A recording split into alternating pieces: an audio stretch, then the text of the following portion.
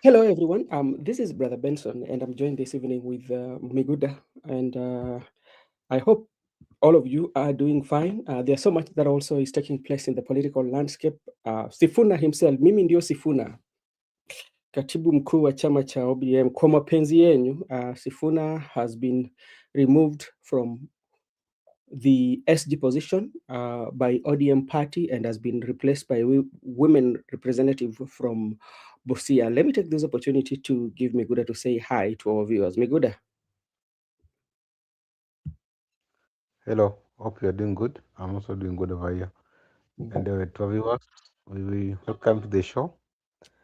And also, we hope that we are going to have a very good conversation. All right, thank you so much. I can see also Brenda is with us on the comment section. And yes, Miguda, as I said earlier, so much has been happening, especially in politics. One day can change the politic, or one decision can change the politics. Actually, today, this is something that we saw it. It was not something that was new. You can check on our timeline. We keep on saying that Sifuna was no longer going to be the SG of the party by around 11 a.m.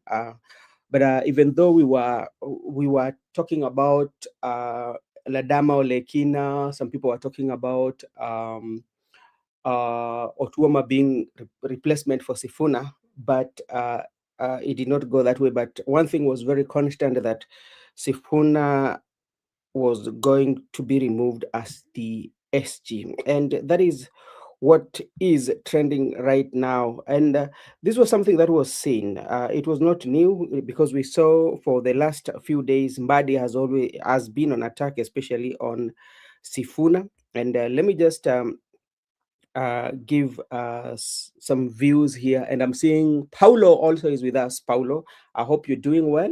This is Brother Benson. The Orange Democratic Movement National Executive Council dismissed Sifuna as a Secretary General on February 11th, 2026, due to rising indiscipline and action undermining the party organs. The reason being removed is indiscipline and undermining party organs.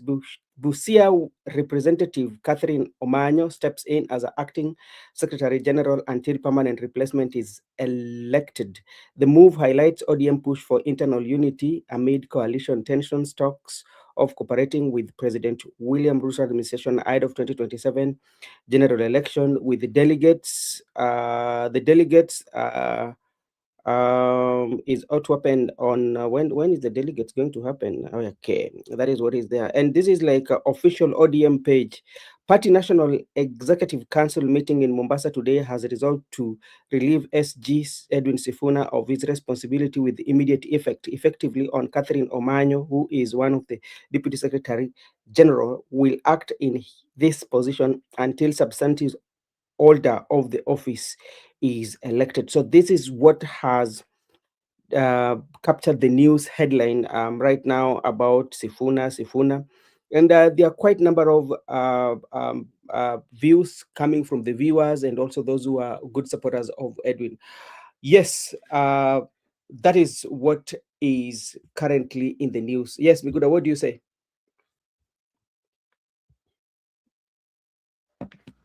That's a breaking news to many, Yeah. but some is a thing that we predicted earlier Mm. and we foresee it happening. Because to me, I can say Sifuna was to go. He Mhm. knew very well was going. Yeah. There was no doubt that he's going to remain the SG for ODM. Mm. Remember, during the explainer, he stated that the people who are financing Linda Ground are unknown.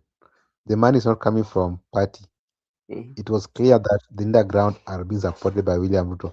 So after him disclosing some of the secrets to the public, it was clear that he was going to be kicked out. The difference is that he has been kicked out nicely, unlike Mm. other people who have been violent. You have understand the previous people have Mm. been kicked out violently, but Mhm. within the neck resolve. I know the neck is the final decision making organ in the party, Yeah. ODM. Mhm. So the neck have resolved that they have replaced him and relieved him from his duty. So Mhm. that binds all members of ODM. the decision of the neck.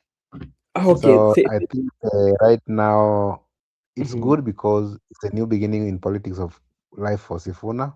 mhm, I can say sometimes it's good to take a rest, mhm. and a change is as a good as a rest. So we expect many realignments, Yep. and people also vowed to bolt out of ODM once Sifuna is kicked out. We are Mhm, waiting to see them. Actually, people like Osotsi who mhm, vowed they will resign. We want to see their resignation letters. mhm, And what I can tell Sifuna is that he should take that relief boldly mhm, without any, he should walk with his head held high with a mhm, lot of pride mm, because he stood by the people and mhm, he never sold his principles and the party leader later Raila Odinga, and mm, he should be very proud of that kicked out, and also should just in life must continue. There are many things in life. Life will mhm, not end with him being not the SG of ODM. People mhm. have been there before. They were Yep. kicked. Right now they are living very well. Life Mhm. must move on. So I can just say you should take it boldly and also allow other things to unfold. Allow events to unfold as we watch.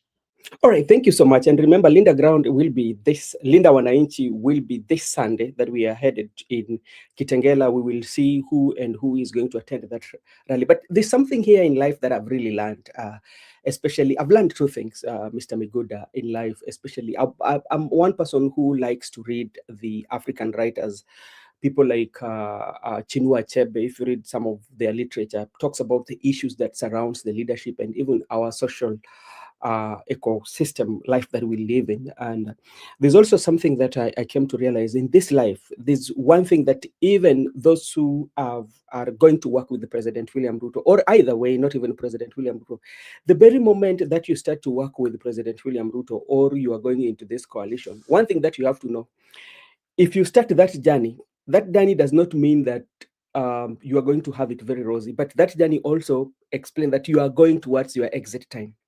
It is everywhere. If you are employed, Migoda, something that you have to know, the very moment you walked in and get the responsibility of working for that particular company, the same day your days for exit will always be counted, because you will be counting your days toward the exit. And that is the same as Sifuna. When he was given the responsibility to be the SG and given all that trust, what happened was, the very moment he accepted that duty, that means that his days were always numbered. Yeah. The only thing that he did not know, that how are you going to exit. But as you said earlier, I think like Sifuna is one of those who I think that he has existed. He has exited the ODM party with dignity and a stand, because this is a person who has stood with what he has always believed in as a party, and that's what he has exited with. Despite the fact that you say that Sifuna has exited because he was in discipline and respecting the leadership of the party, Sifuna has always maintained, whether when Baba was still alive and during the death of Baba, Sifuna has never changed his step, or has never changed his statement. So I think they've removed him, but with a lot of dignity. That is what I can say. Maybe if you have something to add on that. Okay, thank you for the briefings you have given unto us. I've also learned one thing, and Yeah. just on two things you have learned. And Mm, me, I've learned this thing for many times in more so in politics. First, I mm, want to agree with you that the very way Ruto is embracing Oburu and the mhm, team is the mhm. very way Ruto is going to abandon them afterwards. Yes. So it's just a moment. It's not permanent. Remember, remember people like Kishungwa used to be vocal. Where are they Mm, nowadays? Have you heard of him of late? Ruto yep. has been in with Duale of late. Not no, Ichungwa is no longer in the scene. So Mhm. in politics, you need to take slow. You don't need to act as if you are the darling of the moment, Oh, yeah, darling and you of the think that moment. you will be the darling forever. You can't be darling forever. So what I've learned is that very simple. Mm, Whenever you are engaging into a relationship, more so this to some of us who are not already engaged, who are not engaged yet, mhm, the moment you tell a girl that I love you, the moment you propose to a lady, that's Mm, the very moment you should start saying goodbye because because breakup can come in between.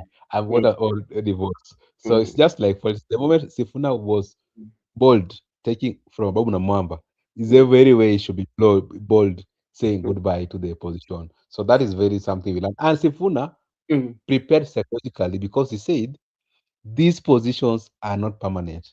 He mm, was ready even to relinquish his senatorial seat for the mm. sake of the people. So that was a very good psychological preparation. It's just like Preparation. I've saw if you are in a relationship with a lady, you should be psychologically prepared that anything can happen, breakup Mm, can come in, and mm, maybe divorce, so on and so forth. So I think that's a good lesson we have learned from mhm. the thing that has happened to always be ready in life. Okay, and what happened to Sifuna is something that we cannot say that it is extraordinary, especially when you talk about the 20 years of ODM. And it has happened to so many people, including President William Ruto. I can remember going towards 2013 when Uhuru Kenyatta was the president, and William Ruto was running against Raila and Kalonzo Musyoka. You know, people, especially the analyst, the political analyst, said that okay, when Ruto leaves ODM, that there's nothing that is going to happen to ODM, especially when Ruto left and to work with Uhuru Muigai Kenyatta. And that's when like so many people would quote the Raila is a rap Bay, and how the Kalenjins have not gone with President William Ruto. People quoted people like Sally Kosgei still with Raila. People consider Henry Kosgei still with Raila. They mentioned the figures, but that the analysis that was said, Ruto came and proved them wrong, especially that when he went, the kind of vote that especially the people from Rift Valley went with him. You know, remember how they used to ridicule, especially those who are in ODM, because these are the history. If we look at those are here, and what is going to happen to Sifuna, especially, is what happened to Sifuna, President William Ruto until he became the president after leaving ODM. Can that one happen to Sifuna? So that is something that we are going to watch. But again, there are those who also who feel are celebrating, especially the removal of Sifuna, especially, and they feel that it was about that time that Sifuna was supposed to go, because like they feel there's so many things that Sifuna was kind of like blocking for them. I heard Gladys Wanga talking about ODM is not going to be in opposition, but they will be in government. But at the same time, sometimes if you listen to, especially they're talking about the members of ODM, they will tell you that in this country we don't have opposition. So there's that conflicting. Yeah, conflicting information that usually comes away. But this is politics. Anything can happen, and uh, from now going forward, I know though so many things are going to happen to Sifuna. First of all, you see that ODM is starting the process of exiting Azimio. Remember, the post that Sifuna is holding in the Senate right now, it is in the good faith of Azimio, you know. And immediately after exiting, the next thing that will happen is that the post is not going to have that post, you know. So that is something that we also have to know. And something also that we have to know that we've always seen with those who have stood with the principality like Sifuna, political persecution will start. That is when like you will see Sifuna will not be holding rallies. Those are something that because like you're going to criticize the government. We've seen that with Rigathi Gachagua. We've seen that one with those who have been working, those who have been criticizing the government. Is this one going to happen to Sifuna? So there's so much that is going to take place right now. But also, we also have to look at about the loyalty. You know, what comes, That's because like loyalty cannot be inherited. You cannot inherit loyalty. One thing that maybe the ODM do not forget, that the people were very loyal to Raila, but not to the ODM party. That's why, if you look at the journey of Raila, working from all these political parties, he has always worked with the people who are very loyal to him. So, will the loyalty of Raila, being that he is out of the equation right now, will that loyalty still stays, and will Oburu inherit that loyalty and talk with authority and give direction, and how Raila used to. So those are some of the things that we are going to look at. Msimama Barigani. Before you welcome them, can I respond Ndugu to them? yangu Benson, salama. Nimeshinda vyema, namshukuru Mungu. Ni uchungu kiasi, lakini anyway, wacha nisalimie ndugu yangu hapa Miguda na wale watatufuatilia upande wa comment section. Lakini kiukweli nimeshinda salama, ngawaje nimetamaushwa tu na haya ambayo yamejiri leo, haswa ya ndugu yetu Sifuna kutimuliwa. Nimetamaushwa kwa kweli sana sana sana.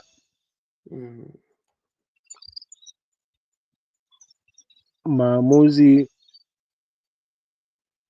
yaliyochukuliwa kumtimua bwana Sifuna na Caleb na wengine kiholela yamenitamausha na yamenisikitisha kwa kweli. Kwa nini? Maana yamenikumbusha baba kwa mara nyingine. Yamenikumbusha ujasiri wa baba na maamuzi ya baba aliyokuwa nayo kama kiongozi, maamuzi ambayo naamini kwamba hakika ODM haikuwa shwari, haikukosa misukosuko, haikukosa maoni tofauti tofauti, lakini hili sidhani angalikuwa hai basi lingefanyika. Ngoja kabla hujaenda, kuna swali nataka kukuuliza ndio uendelee. Unasema kwamba ODM haikukuwa hivi kama lingali baba alikuwepo. Inamaanisha haya yote ambayo labda ilikuwa inafanyika, labda kupatiana ODM kila mtu kutoa wazo lake bila kuzuiliwa ama kupatia hiyo nafasi ya kuongea, haya yote yalikuwa yanafanyika kwa sababu labda baba alikuwepo, kwa sababu ODM bado yupo, ODM bado iko, lakini baba ndiye yuko. Inamaanisha kwamba baba ameenda na hizo zote. Baba kalifunganya na ODM wake mfukoni. Pale kwenye koti lake, labda pengine tungeweza kuresearch, lakini kama tungesearch tungekuta kitu kilicho machoni haswa kwa wote ni ODM. Kwa sababu gani? Nasema hivyo kaka. Unajua, mimi naamini kwamba walikuwa na mikwaruzano, maana hii ni nchi ya demokrasia. Kuna wale walijikuta pengine mfano wako mbele zaidi na waliona pengine haswa kuna wengine hawendi sawa. Nadhani maamuzi haya kutaka pia kutimuana kwenye chama si kwamba naona hayakuwepo, yalikuwepo. Lakini kwa ukomavu na ujasiri wa huyu kiongozi, ndio maana nimesema nasikitika na nimetonyeshwa kidonda, ni kwamba kuna mbinu ambayo alikuwa anaweza itumia katika maamuzi kama haya, ama mambo kama haya. Lete huyu mpe nafasi yake kujieleza, ajieleze. Bwana, imefikia sasa kiwango kwamba tunataka kuchukua maamuzi haya na haya. Unatuambia hivi kwa sababu tabia yako ni hii na hii na hii na hii na hii na hii haifungamani na hili na hili na hili na hili, halipo katika kifungu chetu cha katiba ambayo inatuongoza. Kweli tumechukulia, tumeona haswa kama nduguzo na kama viongozi wenzako, hili hatutawezana nalo, lakini hebu tukupe nafasi yako pia ya kujieleza. But nataka nifunguke tu mazima kaka, kwa sababu sioni kwamba leo nina umudu wa kuweza kukaa sana hapa. Ya pande wetu hali ni nyeusi, na ikiwa ni nyeusi tuwapendana na vyenye ilivyo. Kwa hiyo haya maamuzi mbona ni kamba alikuwa amepikwa mahali alafu yakaachiwa wana ODM wakaangane wenyewe kwa wenyewe. Kwa nini nasema hivyo kama msimamo? Mimi naamini ndugu yangu Benson na ndugu yangu Miguda na wale wanatufuatilia na Mark, mdomo ndio unaokomboa na mdomo ndio unaofunga. Je, nitajiuliza, ahadi haijatimia ile iliyowekwa haswa kwa wakati wa kumsindikiza baba, kwamba bwana, wewe zungumza yako, sizungumze yangu. Maana hiki chama na hakika nakijua haswa, ndio wenyewe haswa ndio tuliotukitengeneza hiki, kwa maana naweza kuhusiana na wawili watatu haswa na wakakukaanga kama kawaida, na hili limekuja kutimilika. Sababu yote ni kwa sababu hajafungamana Sifuna kuungana na upande wa broad base na UDA, ndio sababu. Mbona linatimilika hili ambalo lilikuwa ni ahadi wakati wa kumsikiza mzee? Tuache hayo sasa, yote 9, la 10 ni hili ambalo nitamaliza nalo ili nipishe wenzangu hapa. Kuna kiongozi wa party leader ambaye yuko pale, ni mtu mzima, anaelewa kwamba chama hiki si chama cha Sifuna tu, si chama tu cha Uburu tu, ni chama cha Wakenya wengi, ndio maana ni chama cha kitaifa. Sasa msimamo bado tu niko na swali kabla hujaenda, kwa sababu tushazungumzia hapa mara mingi mambo za sana sana siasa ikifika mambo za hizi vyama ambazo sisi tunaona hapa, talking about our political parties, and we've asked so many questions and you say that this party belongs to Kenyans, is not for a particular people or particular region or personal. But now, is it in paper or in reality? Does it belong paper-wise reality? Look, for example, I want to give you like a UDA. UDA, does it belong to Kenya? Or it belongs to President William Ruto? When we're looking at ODM, does it belong to all Kenyans? Or it belongs to former President, the late Raila Amolo Odinga? Is he yupo kwa sasa hivi, Bernard? Nani Benson? Yupo?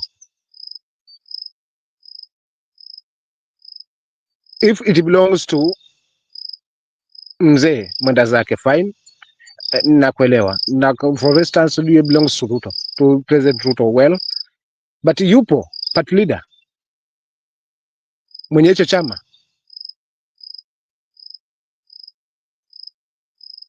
If I may ask that question, kwa sasa hivi yupo mwenye hiki chama?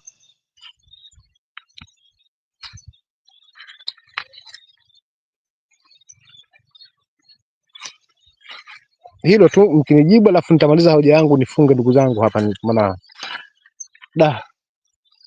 Okay, sawa, asante.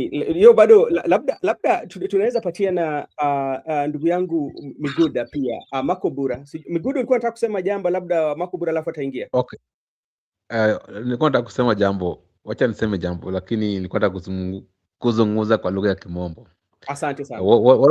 What has happened to SG Sifuna? Me, I'm very much confident. I don't know why some people say it's a shocking news. To me, it's never shocking news because we had already prepared very well that Sifuna was going to be kicked out. To me, it is not shocking. To me, it's never breaking. Me, I'm very much content with the decision because we've stated very clearly that at whatever point, even at gunpoint, we are not going to vote for William Ruto, even if he's going to be declared by us the next president. But he will be declared without our votes. That has been very clear. So I don't know why people are very amazed. And I can just tell you that people might see things differently. What I'm certain sure is that if Sifuna is kicked out the way he has been kicked out, this is something we knew, we prepared. There's going to be, ODM is not going to be full. It's going to be half of the people supporting Ruto or the leaders. There are people right now who have, they have resigned as ODM members because of what has happened to Sifuna. It means that you cannot have an alternative view. But as we have said that Sunday they're going to have a meeting at Kitengela, we expect usual opposition things like tear gas, police blocking us, many things. So maybe some people have not been these strangers might be afraid of. Those things are very much normal. What we have to understand is that it is not going to be very easy to remove this current regime. So if you know you are a man enough, you want to remove this regime, Stop all these things that like maybe it's shocking, it's breaking. Focus. And people like Sifuna are very much focused, and that's why I told you to them it's never shocking. They prepared earlier and they knew, and that's why you saw him missing in action during the neck. Yeah, When the neck met, he was not in Mombasa. He was actually at that evening, today's evening, he he was was at the live. Senate. He was live Yeah, with the he Senate. was live at the Senate. Actually, he was he was submitting at the Senate Mm, concerning the issue at Nandi. Actually, he was mhm, even concentrating on the issue at Nandi. So I think he knew and he is focused, and I mhm, like him because he had stated earlier that mm, whether he's going to lose the center for Nairobi or mm, ODMS, he doesn't care. These things are not permanent. They mm, belong to the people. He was never born a senator. He was never born as SG. That's why I told you in my first submission that he has taken it boldly with his head held high. And I mm, like it because the decision, let no one compromise you. It doesn't matter. That's why I was telling you previous that there's no way you will coerce us that we vote for Ruto because you are a CS or you mhm, because you are a party leader. As for me, what am mhm. I benefiting from voting for Ruto Yeah. at my capacity? Mhm, That one I don't care whether you are going to call me whatever. I don't. That is your problem. mhm, I'm entitled to my opinion and my decision. That at the polling station, I mhm, vote for whom I want. Let me tell you one thing, Bro Benson. mhm, You when you divide ODM, what do mhm, you remain with? People are just saying, no, even lawyers will be okay. Okay, so we people we support ODM all this long time. That each and every time we have been victims. Ababu was a victim. mhm. Today, Sifuna was a victim. And lastly, Yeah. people who have been kicked out in ODM or have been removed, they have been blessed in one way or the other. When Mm, Ruto was kicked out, they mm. said, "Oh, we cannot have him in this party. Let And us that kick was him in out." 2011. Today, Ruto is the president. Mhm, People like Balala were kicked, Davadi were kicked, Ababu was kicked. Ababu later became the PS, and of late he was the CS, and he went to UNEP, and right now he's making progress in the world of international relations. mhm, Sifuna, this might be, I can say this can be a new dawn to Sifuna politically. You never know. Dynamics can play and even become the deputy president of the Republic of Kenya as we mhm, progress and later become the president. And him sticking there could have blocked for him his ways. So, me, I want to welcome that decision boldly. And mhm, just like Sifona, like I've stated very clearly, mhm, me, I'm not going to subscribe to the Oburu school of thought. I'm mhm, not going to subscribe to the ODM old guards. mhm. I'm where Sifuna will be. Even if you are going to lose the Nairobi senatorial, Yeah. even if you are going to lose the party SG, but Mhm, we will leave. After mhm, 2027, we are going to be around. And mhm, so there's no big deal to me. So let nobody coerce you that you must support me. You must support William Ruto. And if you don't support William Ruto, we are going to remove you. We are going to plan for you another opponent. Let them do whatever they want to do, but things must be stated clearly that as for me, as a Kenyan, concerned Kenyan, I have mhm, issues with taxes. I have issues with the high cost of living. I have mhm. issues with the medical cover. I have issues with education. So I must submit my grievances to the government no matter what. I can just conclude by saying we understand that it was obvious Yeah. that was the decision, and Mhm, we have welcomed it boldly. And moving forward, removing Sifuna will not make us to bow down and support Oburu. Removing mhm. Sifuna will not make us bow down and vote for William Ruto. We are going to vote where we have made our mind from 24th June 2024. All right, thank you so much. I can see my brother Makobura is still here with us. Makobura is with us here, and Miguda, you've spoken, and as I said earlier, that when you look at ODM has a history, especially when it comes to when people disagree in parties. But today also, Ababu Namwamba did answer to Mbadi and told him that he did not send me away. Ababu Namwamba resigned, and he gave a very he posted literature on his ex, giving a reason and why he said that when he realized that there were shenanigans in ODM, he decided to stand with prosperity. I can check that on his time handles, and maybe I can read it. As we continue, Oburu Odinga, elder brother of Raila Molo Odinga and current ODM leader, said the party is focusing on building strength before any negotiation with President William Ruto. Now, Oburu is saying they're building strength. How can you build the strength yet within the party as a leader you cannot agree? Because, like, from the look of things, the party has been having these wrangles. How are you going to build the strength if strongest voice like Sifuna, Caleb Amisi, they're being dismissed? Makobura, what do you have to say about that?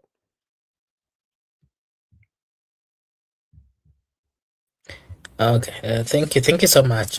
Before I start, allow me to first acknowledge your presence, the presence of Miguda, and the presence of Simamo. And again, at the comment section, allow me to acknowledge the Asili presence TV.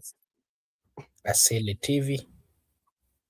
Yes, Asili TV, amongst others. Our good friend Paulo is also there. Felix is also there. Brenda Obedi, amongst others. And maybe to just remind our viewers that this is Brother Benson Media.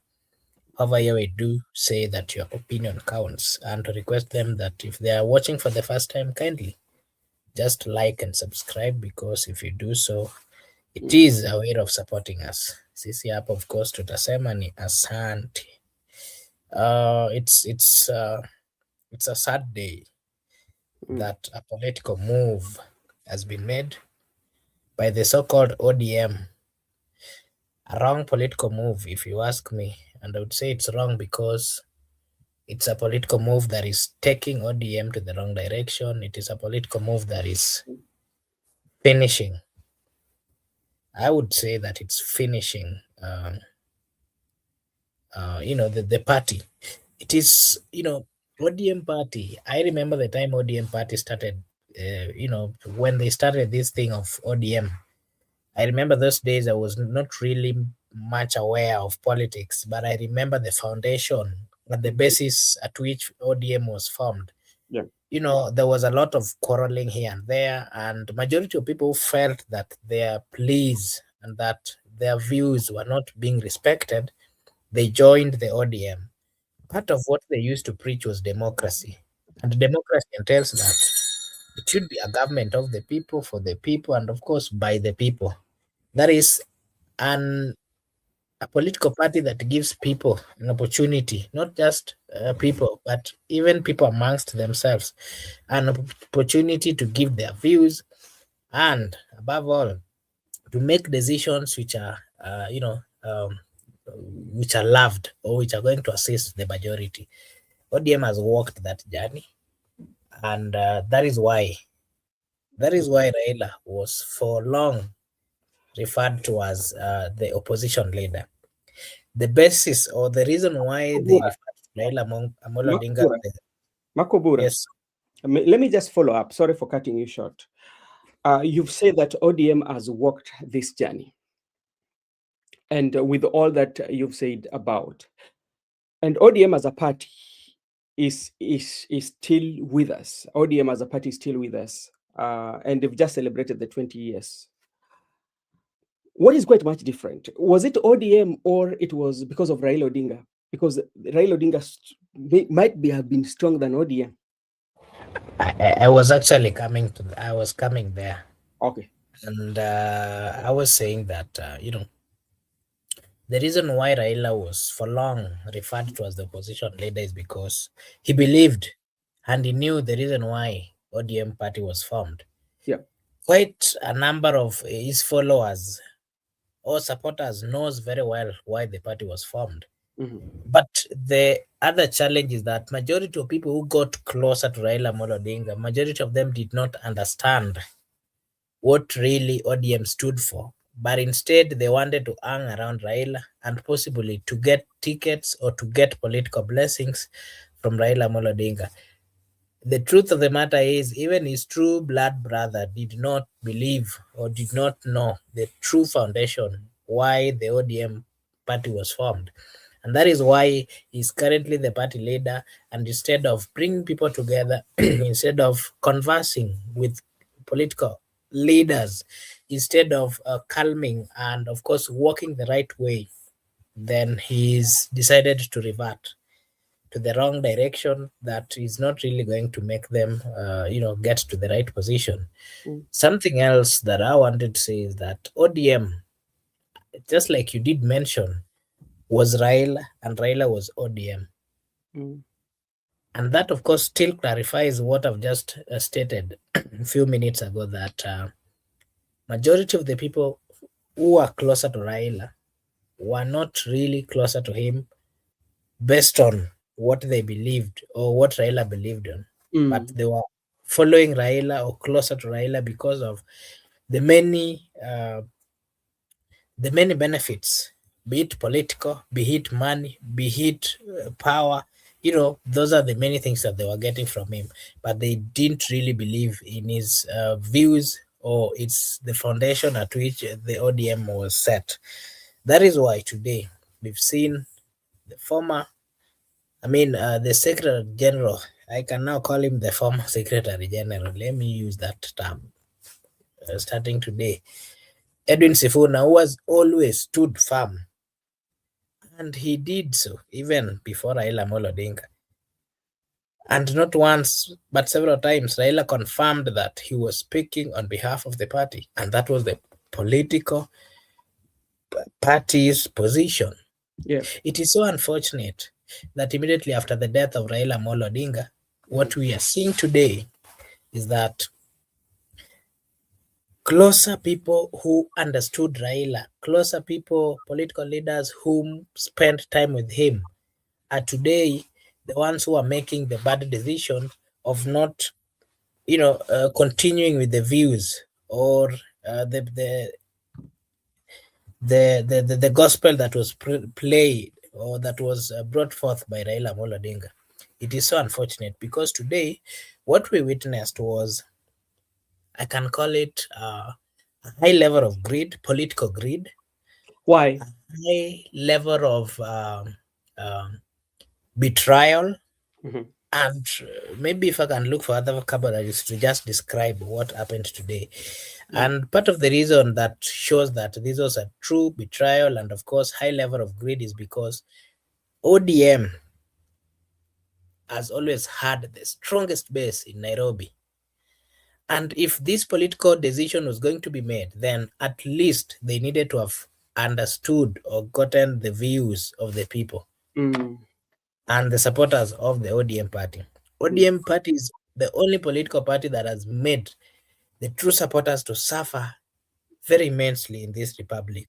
And therefore, any decision that is made within ODM, it is so unfair that the decisions are made without consultation of the people who fought and made the ODM party to look what it is today. I want to say that the people who went to call for that particular press and had the meeting to agree on the removal of Edwin Sifuna are one, not politicians or leaders, but a group of people who are greedy, a group of people who do not know where people have come from as a country. Look at what is happening. Let me just give you an example. The reason why they have made the worst decision ever. Look at what is happening today. The other day we saw in the State House of the Republic of Kenya, a meeting of a political party, people donned in a certain yellow uniform, being taken to the State House, and the money of the people of Kenya, in a country where the president and the deputy and the cabinet secretaries are saying that we do not have money. They are going to be given people's money that has been collected by the taxes of the people of Kenya. If Raila was there, he would not have stood and looked at what was happening and then kept Makobura. No, I disagree with you. I disagree with you. The reason why I disagree with you, there are so many things that have happened, especially sometimes with the regime of President William Ruto when Raila was still there, but they still went ahead and did well. They do what they're supposed to do. It is about that if they don't respect or obey laws or do not follow those rules and regulations, somebody cannot stop them, because like we've seen so many times that even the constitution has been violated.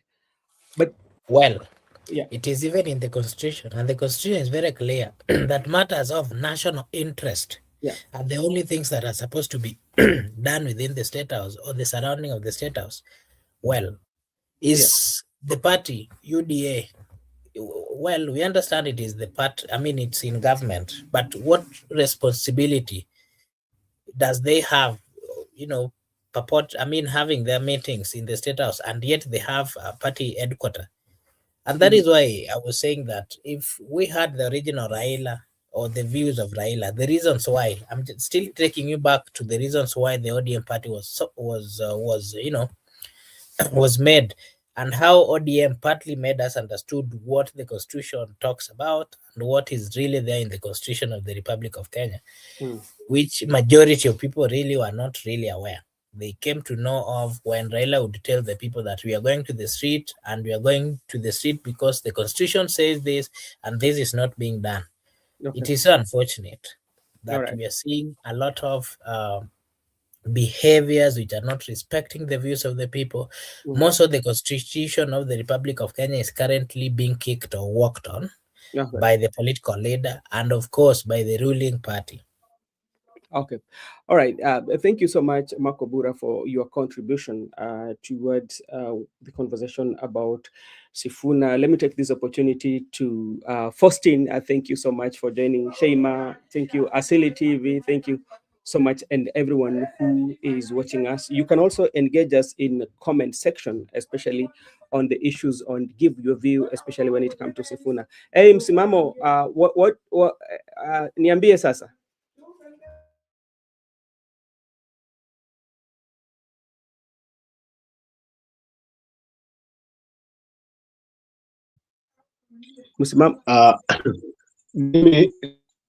Mimi sina mengi yangu mafupi, kwa sababu kama ni nyumba ya kujistiri nitoka mapema, kwa sababu ngezidi hapa zaidi ambacho kinasikitisha ni ambayo yamefanyika upande wangu. Nikasema Secrrtaty, msimamo unakatika katika baba. Unanipata sasa? Sasa endelea. Unanipata? Yeah. Yes. So maamuzi yenye yamefanyika kwangu mimi ni ya udikteta, kwa sababu kuna zile njia ambazo zinatumika sio mtu kutimuliwa katika njia ya heshima, lakini yote 9 la 10 ni ODM ya broad base. Kama ODM yenye imebaki, tuwaombee Mungu tuone plan zao zitatokea wapi, maana Sifuna si kwamba anakosa nyumba ya kukaa, nyumba ziteli, ana uwezo hata pia ya kuanzisha yake na watu watamfuata, si nchini sera tu. Kwa hiyo hakuna kitu ambacho kimempunguzia, kimepunguka wala kimeongezeka, isipokuwa tu hakuna kitu ambacho kimempungukia wala kimeongezeka, kwa sababu still bado na kazi yake ya Senate, anawakilisha watu wake, lakini vile vile pia bado ana wafuasi wengi ambao wanamngojea kauli yake atasema lipi. After hapo basi ya Kaisari baki na Kaisari, na ya mwingine yabaki na mwingine. Kwa hiyo hilo tu langu ambalo nataka kuzungumzia leo, kwa sababu kikweli kama baba angekuwa hapa, nadhani hata kama angetolewa, tuliona yale mengine yalifanyika, lakini pia kungekuwa na heshima yake, wangepewa the last chance ya kuweza kuitwa pale na kukalishwa pamoja na wale, kuelezwa tu, kwa sababu ile ni NEC na wao pia ni wanachama. Lakini sasa si haya mtu anatumiwa leo kwa WhatsApp. Tumemsikiza Caleb akisoma ile nani jinsi mambo yamefanyika, amepokea message leo tena through WhatsApp. Sasa kama ni leo na leo tayari, jamani, kweli ni sawa hili. Pili, ukikusikiliza Caleb jinsi alivyozungumza, zile lockets ambazo anaziwania zote mbili alipewa wakiwepo na mzee, amezitumikia wakiwepo na mzee. Nobody, hakuna mtu ambaye ameweza kuzungumzia lile. Leo kwa sababu hafungamani na upande huu, that's the only reason ya kuweza kumtumiwa na kumwambia wewe una hold hizi dockets hizi na katiba yetu inasema hivi. Kwa hiyo tunakaangana wenyewe kama pweza kwa mafuta yetu. Lakini la mwisho la kuuliza, under whose benefit? Nani ana benefit hapa? Hilo lazima tujiulize. Game hii nani anafaidi? Nani anaimerisha chake? Nani anaua chake mazima? Kwa sababu huwezi toka katika nyumba yako uingie nyumba ya mwingine na uanze kutoa masharti yako hapo. Lazima usikize kile ambacho utaambiwa, kwa sababu unaingia kwa boma ya watu, na kila boma ina kila taifa liko na katiba yake na sheria zake, lazima utii. Niambieni tu kiukweli hapa, haswa ndugu zangu, kwa niaba ya wale wengi ambao wanatufuatia hapa, under whose benefit katika hii game? Kwa sababu kama ni ODM, instead ya kupanda inazidi kudorora kabisa, kwa sababu wanatimkana, wanafumkana. Baba ameshakwenda, ODM nao washapigwa pande, hawa wana hii, hawa wana hii. Nyumba hii ambayo haijakuwa na muungano, how do you feel kwamba labda pengine hapa kuna mwisho wa siku utaingia kwa nyumba ya mwenzako, atakupangia badala ya kupangiwa. Kwa hivyo umaarufu wote uliokuwa na ODM sasa hivi, the whole country, umepungua. Tusidanganyane, hata iwe mbinu gani imepungua, kwa sababu haitakuwa na mashiko tena kuzidi UDA. Never, it will never happen. It will never happen. Not only waamua wacha to quit on our way, na kwa sababu tayari mlionyesha ulafi, sasa mlionyesha rangi zenu, haswa wananchi waliwasoma. Udantusi kwamba hii mwisho wa siku itaweza kuja kuwakaanga wenyewe tena hawa viongozi ambao wameidunga hii ODM kwa broad based government na combination na UDA. Mwisho wa siku kesho watakuja kusemaje? Ile siku watatemwa, kwa sababu hii regime tumeona haya mambo ya kutemwa si kwamba labda ni jana wala leo. Gachagua aliimba na akafanya yote, akatuzuiwa maandamano. Mwisho wa siku anauimba wapi huu wimbo? So let's ask ourselves, by this time nikoweza kuisambaratisha na kuchukua hizi ngome ambazo ni za umaarufu, yule itapita nazo, kwa sababu hilo ndo lengo, kuvunja sasa hii kiburi mliokuwa nao na kujiona hii it is from Limpopo up to wapi. Hii yote imevunjwa kwa sababu tutaona. Okay. So mimi nitaachia pale kakaangu ndugu yangu Benson, ndugu zangu ambao wako hapa, kwamba ODM tuisahau. Wananchi waamue sasa, kama alivyokuwa Mark nasema, na ndugu yangu Miguda anasema mali Sifuna naenda na mimi niko huko. Sasa ni maamuzi ya mwananchi. Angalia atabaki kwa broad based ama ataenda na Sifuna kule ambako Sifuna yuko, atasimama naye. Hapo ndo tunataka kuwei, na tutaona ile siku atafanya conference ama ile siku atamua wacha wananchi waje, then we are going to see nani ana watu, nani hana watu. ODM hii ina watu, ina wanachama, ina watu, ama ODM hivi ambayo haina watu, kwa sababu wengi wape siku zote. Asante sana ndugu yangu msimamo kwa maono yako ambao umetoa kuhusu mjadala ambayo sisi tuko nayo jioni ya leo. Haya ni kutoka kwa Winnie Odinga, mbunge maalum kutoka Iyala, pia ni mwanawe Raila Amolo Odinga. Amesema it is not well. Hivyo ndio ameweka pale katika amechapisha pale katika mtandao, it is not well. Joseph, habari gani? Hello, brother. Can you hear me? Yes, I can hear you. How are you doing, sir? I'm doing fine. Yes. I'm doing quite well. Sorry, I've been away. Leo nilisema lazima niingie hata kama ni tuongee kidogo. Okay. We really appreciate your time.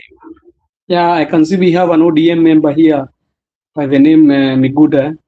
I hope he said these words. His parting shot, because everybody need to say his parting shot. Yes. I've seen people are today are stating their final verdict. It's well, it is something that was coming. Yes. It's not something that we did not see it coming, and we knew that Sifuna was going to be purged. That is something that people knew. I knew it was after the Busia rally. I knew it was coming, and the main problem is it true what the charges that they are indicated to Sifuna, because yesterday I saw a very angry youth leader who was talking and saying that lazima ufuate kile chama kinasema. Kama umeingia chama ni kama club, hii club ya football, lazima ufuate kile unaambiwa na manager. Lakini sasa tena akiongea leo unasikia akisema ati demokrasia ikuaga hivyo, ati kama unaongea lakini usiongee mambo ambayo inakingana na chama. Nikashindwa, utaongea aje demokrasia uziweke kwa sentence moja? Demokrasia na kusema watu wafuate kile chama inasema kama club ya football. Vile mimi najua club za football zinamanajiwa kama udikteta. Wachezaji hawezi kaenda kuambia coach leo utaniweka, kesho mimi sitacheza mpira, ama useme ati kesho sitacheza. It means inaraniwa na coach, and the coach is also above somebody, the owners of the club wanamwambia sisi tunataka hizi, utuletee hizi vikombe, ukishindwa tunakufuta. Tumeona coach mmoja wa Man United anaitwa Amorim alifutwa kazi kwa sababu alishindwa kutekeleza ule mfumo walikuwa wanataka wa 4-2-3-1. Yeye alikuwa anataka kuenda na ile yake ya 3-4-3 na after wamekosana alifutwa kazi. That is the same thing which we call dictatorship. So ODM is like it's been run in a dictatorship manner, because if you say it is a club, it means that you need to hear what the owners are saying. But the question is, who are the owners of ODM? If the owners of ODM I can remember is the people and the members who are ODM members. Those are the owners of the party. And our good departed leader Raila Odinga always said that, na akasema chama ni cha wananchi, na alikuwa kila wakati hata kabla ameenda hizi public engagement alikuwa anasema, mimi kabla tumefanya decision yoyote ya chama lazima tuende tukakute wananchi. So I see a cowardly group of cabal who even cannot be able to come to Nairobi to state that statement because they are afraid. They went to hide themselves in Mombasa so that they could remove that statement. Because if there are people who are very kama unataka kutoa Sifuna, hata ungeshinda ukienda Mombasa, ungekuja Nairobi useme hiyo mambo unasemea Nairobi. Then the funny bit is after umetoa Sifuna ndio unasema tunataka kuitisha NDC. Najua it is very funny. Why did you not call that NDC and say that we are going to vote him out in that NDC? So ODM, I think the D has come out. Now we are remaining with OM. Yeah. The D in itself has already been dropped, which means democratic. So tumebakia na orange na movement. Sasa tumebakia ni orange movement, ikaacha kuwa na D. The D in itself is not there. So lakini hata hatujatoa D, brother Benson. Tumebakia na D lakini inaitwa orange dictatorial movement, ambayo mnasikia mtu mmoja ni atasema all the things that he wants and nobody is going to talk. Nobody can say anything. The shocking bit is, why did they not remove the deputy party leader? He should resign. He said that if he should be resigning. Yeah, I need to see his resignation. He should resign because they should have removed him, not even resigning. Because Sifuna, what he was talking in Busi is what Osotsi talked. Or is there any difference between what Osotsi talked and what Sifuna talked? He's a deputy party leader. They were supposed to strip him off also and say, there is one thing. If there was a party in the history of this nation that has been a party to reckon with, is ODM. That one I will not lie to anybody. Because ODM has become a party which has grown for more than, I think the first party which was there was KANU, but now we had ODM, which has been run for 20 years. But how has ODM been run by the departed party leader Raila Odinga? The thing that made ODM to become a very huge entity was the democratic space in which people could discuss. I saw people saying that Siata Babu Namwamba alitolewa na akaenda. You forget those times, and these times are very different. They are very, very different. Because for once, at that time Babu alitolewa, Raila was still there. And we echo the last statements of Raila Odinga, because he was the person where the compass for ODM, compass yote ya ODM inafaa kuchukuliwa kutoka kwa nani? The compass should be taken from the departed Raila Odinga, and they were supposed to follow the last words of Raila Amolo Odinga, which were Edwin Sifuna is still the Secretary General of ODM party. So if you come and start doing other things and you have not called for an NDC, it means those things are null and void. You have a neck of people who have been given money. I will not say they have been given money. Let me not speculate here. Yeah. But we have a neck of people who are seemed they are leaning to one side, that they are coming to give a verdict. Ni kama unapeleka kondoo kwa koti ya fisi. Kondoo kwa koti ya fisi hawezi pata haki. He will never get justice. Ataambiwa wewe umecommit fault na tunafaa kukula tukumalize. So I think this one was coming, but now what is the repercussion of this? People might come and tell you there is no repercussion that will happen, but there is one repercussion because I've been following the trend today. I followed the trend of even what people talk. You know, even I went, you know, I always follow Sifuna. I don't follow Sifuna because I follow leaders foolishly or blindly. I follow Sifuna because how he articulates his issues. He articulates it as a senator who articulates his issues based on what the ground is feeling. Even if it is not, you know, sometimes the parties, they might tend to be tribal. Yeah. But our politics is always national because you need to talk. Hakuna tribe itakuja na shaijui Benson kama wewe ni tribe gani. Shaijui mimi ni tribe gani. It should be for everybody. All these things are supposed to be for everybody, even the money that is given to the governors. So when he's talking on behalf of the citizens for the governors, you're hearing other governors are doing terrible things, Christmas tree of 4 million, housewarming of 5 million. These are things that I follow him for. So I was following his page today when he was removed and he stated, you know, he did not even talk. He just said that tupatane Kite. I think Kitengela. Is Kitengela, yeah? Yeah. Kitale or Kitengela? Kitengela. This Sunday there will be Linda Mwananchi will be in Kitengela this Sunday. Yeah, so in Kitengela. So what did we see in Busia? That one should be a compass. It shows that this guy is not just a person. You know, the problem, the issue is between Nambabu Namwamba and Sifuna. Nambabu Namwamba did not have that much of political warmth. He was good, yeah, but he's not a person who could have that political will like the one Sifuna has, like of the one of holding a part.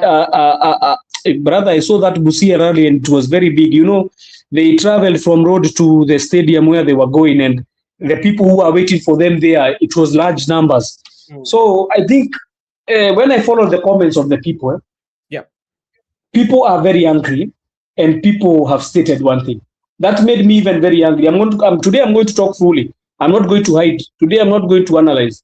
Today I'm going to talk what is in my heart. That one made me to go and vote for the 2027 senatorial seat. If he's going to go for the senatorial seat, I'm going to vote. Because I cannot be going to vote for a funny guy who is being brought to us. I leave a person who can be able to articulate issues for the county. No, I will not do that. So I was following, and people started saying that even though you have been removed, count my one vote. And when that person wrote that comment, people started flowing in, writing, count my 2 vote, count my 3 vote, like that. They were following. So it can tell you the trend that even will happen in Nairobi. Nairobi politics has really changed. And I'm telling you, it is going to be a very difficult affair for ODM in 2027. In terms of the governorship, if Babu Owino is going for the governorship of Nairobi, it is going to be a very tough affair for ODM. If Sifuna is going to go for the senatorial seat, it's going to be a very tough race for ODM. Just take a look at Dagoretti North. Do you know Dagoretti North? Most of the residents that stay in Dagoretti North come from, I don't want to say too much, but some of them come from the Luya tribe. Yeah. And some of them, they are very angry, Brother Benson, because me, I'm just a neighbor in Dagoretti South. And Dagoretti South also, we are stating our statements. They are very angry. And I think even that Dagoretti North seat, it will be a very damaging affair for Nairobi, for ODM. So tell me, if you have lost the credibility in all this governorship, in senatorial and these other things, you know, I'll state because the person who is running against Sifuna said himself, Sifuna has not said he will run the senator, but there is a person who has declared that he will run against him, who is Jalango. Jalango himself even knows it is a very tough affair. He has said it himself. He knows it's not an easy, because how people view Sifuna and how people view Jalango is a very different topic. That one will come here to discuss later. But today, what has happened? Today, what has happened? It might either be the end of ODM, or it might be the end of ODM, or it might build them a base in a certain area.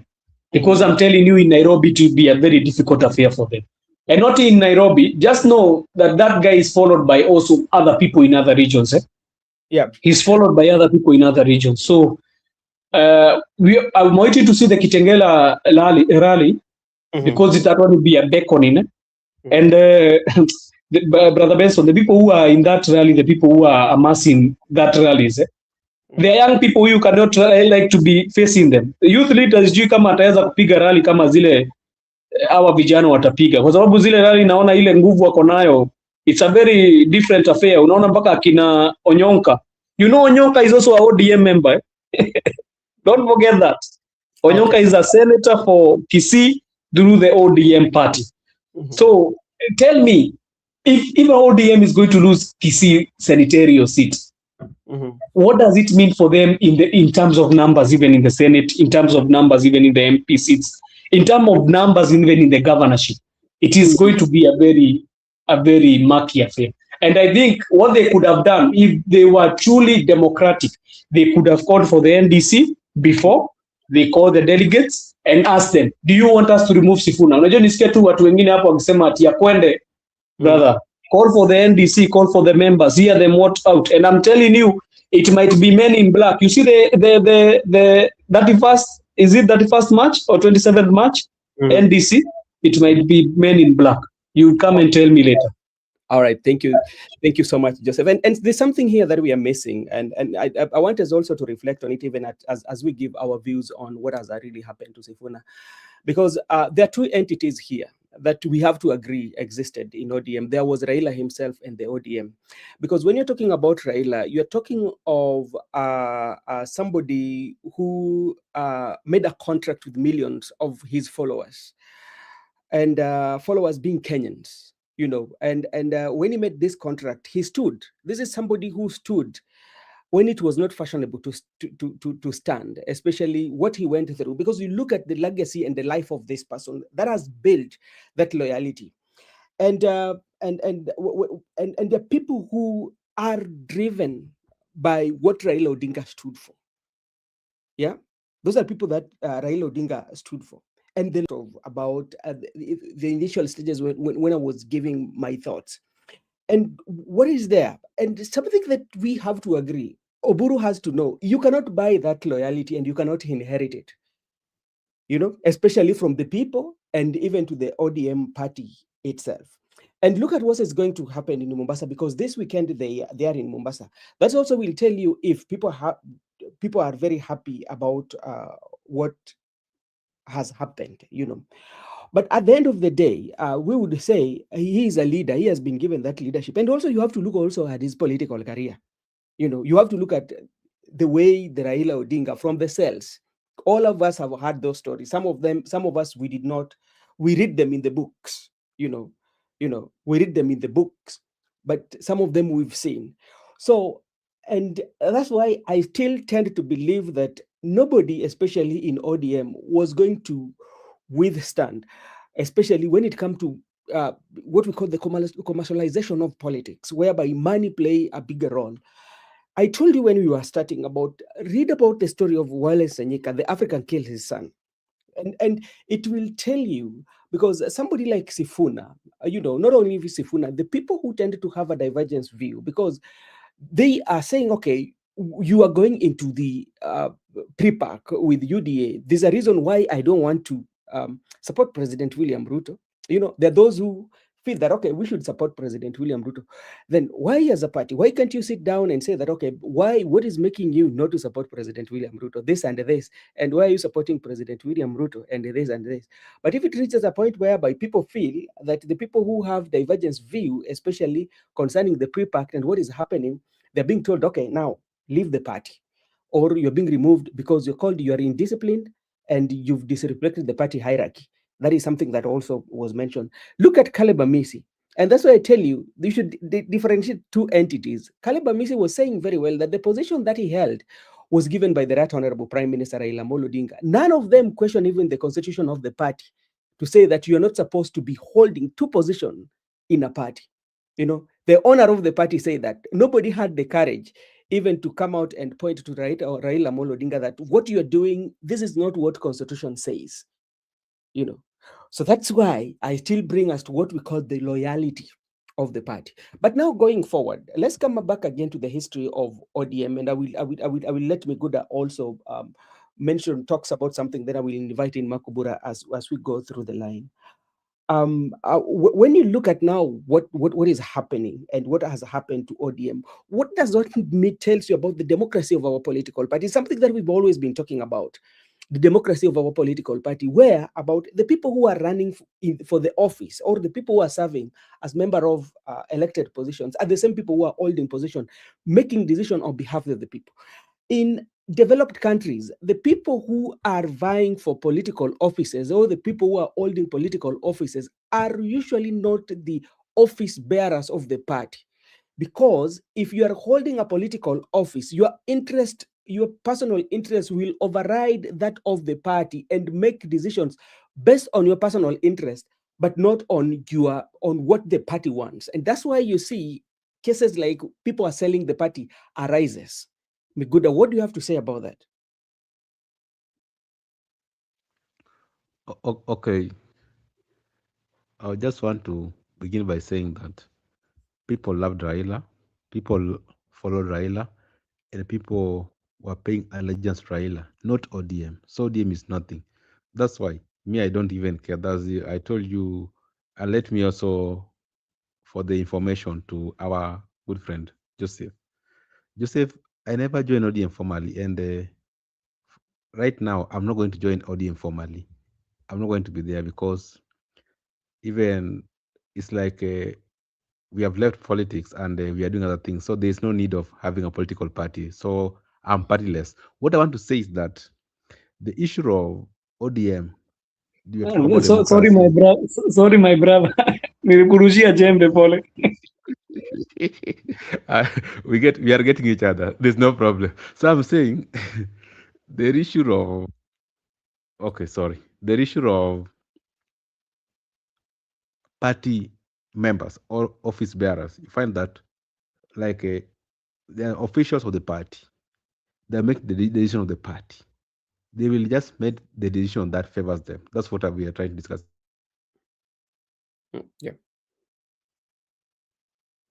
Resolve only on the issues that favor them, because they were the members who are present. That's why they resolved three things. One, they resolved that We've lost you, Miguda.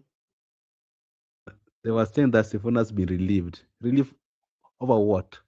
Sifuna has not told you that he want to be relieved. You see, these guys are joking with us. Sifuna has been relieved. How do you relieve someone who is energetic like Sifuna? We need to relieve Oburu. Oburu should be the person being relieved, because Oburu,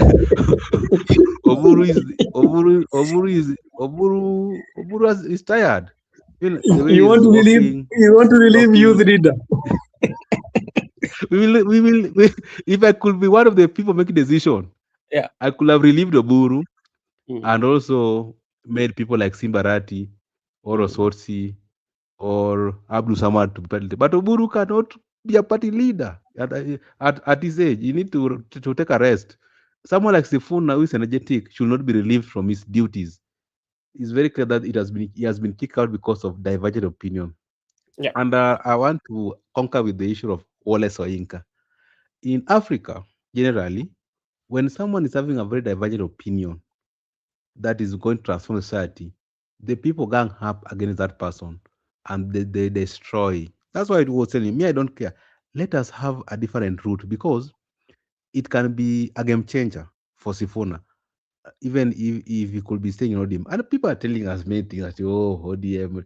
Let me tell you one thing. That ODM, which is being led by the Burudinga, that one is dead on arrival, because William Ruto it's just using ODM as a ladder. I don't care whatever you respond to me. But what I'm saying, the writings are on the wall. This is not ODM. ODM, which is not united, ODM whereby people, Oburu said they don't want the deputy president position. Today is saying he's interested in the deputy president position. So they keep on this changing words, this mixed structure. So what I can say is that generally the people ought to be the people making decision for the party, not the people on elective positions. Because anytime, even if I'm not popular, I'll just issued my self certificate because I'm the only person vested with the power of running elections. Like you understand in ODM, director of election, Junet Mohammed. There's no way Junet will not issue himself certificate. There's no way the NEC could have resolved in favor of Sifuna. There's no way the NEC could have resolved in favor of Babu. And that's why Babu was calling for NDC. And NDC was popular because now at NDC, there's no NEC. But right now, from the look of things, there's going to be Men in Black, there are going to be GSU, and they are going to transfer boys to the NDC because they know the goon, the goon himself will be there with these boys to take over the party. So that we are going to, let me tell you one thing, Brother Benson. Let us not give up.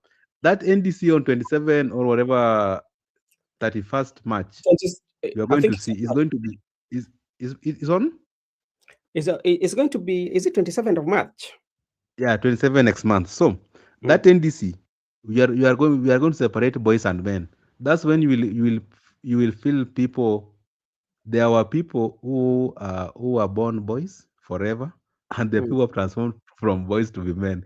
And let me tell you, we are getting intense, and that is why the neck today is at in Mombasa, because they were informed prompt that if you dare hold that meeting here in Nairobi, there's nothing you're going to discuss here. So they ran away to Mombasa, and even they are going to have another rally in Mombasa.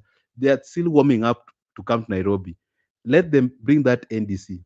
So that is when we'll separate officially the ODM Ruto and the ODM Ndawanchi, and we will say all is well that ends well, and that's how it's going to be. Very interesting politics of our time, because like I've told you, the energy in Sifuna team cannot be matched with that one for Oburu, because look at the people surrounding Sifuna, and that team of they're just citing Orengo. Orengo is just a one person in a million. We saw people like Barongo of Kisii, Anthony Kibagendi, those young people, young legislatures in Kisii, Caleb Amisi. There are so many young people. But remember, let me also concur with let me conclude with this issue of Nairobi senatorial. Even if you put Jalas, this calculation, here we say math is not mathing, because Kikuyus, for heaven's sake, cannot vote for Jalango. Kikuyus will not vote anywhere. there is Jalango. So Kikuyus will vote for Sifuna. Lawyers will vote for their own son, irrespective of the party, because they have seen what they have been shown in ODM. Kambas are there in opposition. Kambas will vote for Sifuna, and Luos like Makobura, people like Makobura, myself, I can't vote for Jalango. I will vote for Sifuna. Makobura. I will vote for and many other people. If I call Makobura, many Makoburas, a good number of Makoburas and a good number of Smiguda, we are going to vote for Sifuna, because there's no way we can replace a lawmaker with a comedian. There's no way we can replace a legislature with a comedian. There's no way you can replace someone who can oversight the county government across the country, the county government, the council, with a comedian. We cannot do that one. That one will be stupid to replace someone of the caliber of Sifuna with the comedian. A comedian has grown cold feet because Abbas Khalif is taking over Langata.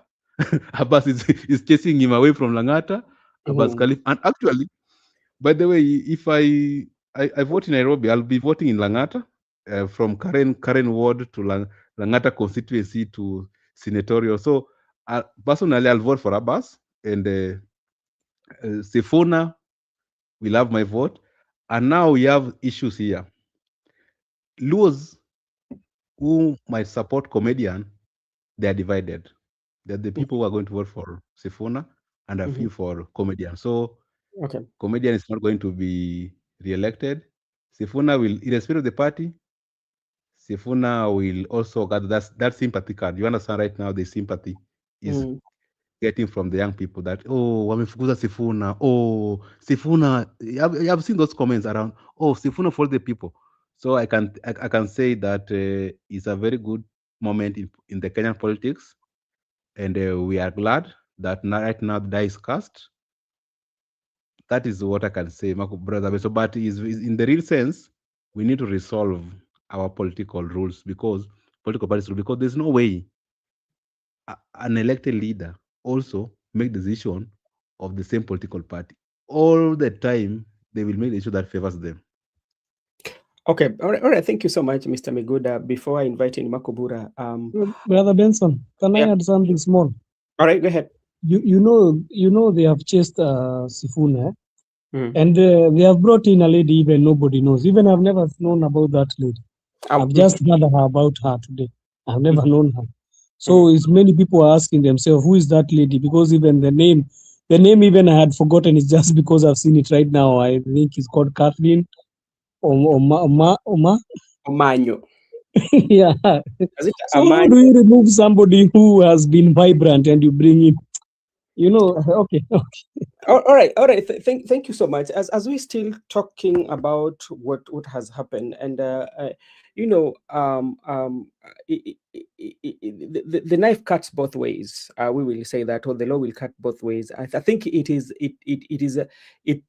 will be a starting moment for Sifuna, and also it will be at some angle. It will be also be a starting moment for ODM, because ODM, I think, from the look of things, and even if you look at majority of people who are celebrating about the Sifuna ouster, they're saying that this one was long overdue. I saw Pondo Kaluma, but like we are looking at it now, Sifuna is gone. What does it mean? Because like I heard Oburu talking, and I do not have any grudge or any political with Oburu, but I'm just trying to reason. And Oburu was saying that when they had the arrangement with Uhuru Muigai Kenyatta, the BBG, he said that Uhuru Kenyatta did not give us even one minister, even one. But he talks about how President William Ruto has done. And I always ask myself, when we use the word us, is it the ODM or it is the people of Luo Nyanza? Makobura. When we talk about, and you listen to Oburu saying that they did not give us.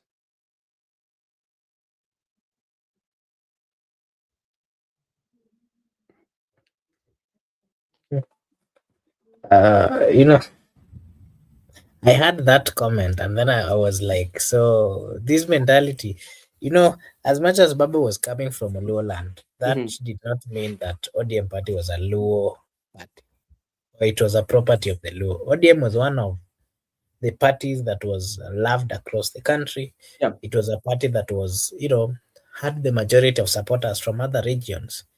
And whenever you see a leader speaking, and especially the likes of Dr. Buru speaking, and trying to insinuate that it was an Luo affair, then there are so many questions that then comes, and that of course tells you the level of greed that is there amongst those so-called Luo.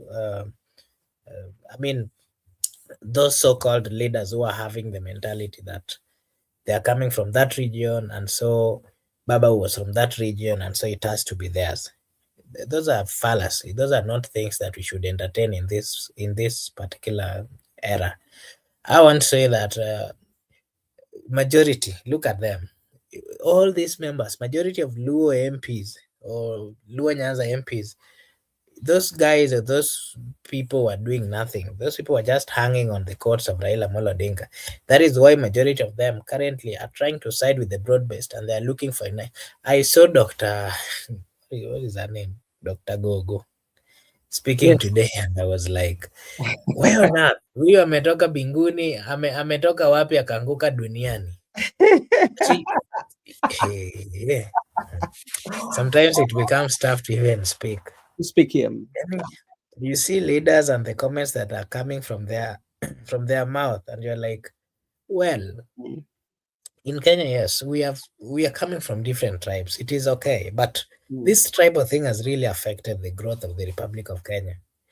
Any leader, I don't support any leader who, in his mouth or in his comments or in his conversation, he wants to say that, oh, this party is ours. If he is not willing to continue to respect the people, let him go and join the party of his tribe, and then you ask yourself, where are we? It is so wrong. It is so wrong. Let us embrace each other.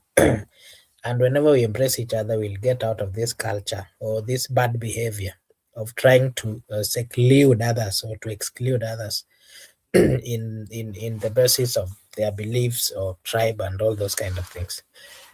For ODM to prosper, actually, I can tell you, Raila Amolo Odinga was one of the best leaders, because there is no single day that he mentioned or he tried to, belittle ODM as a Luo political party.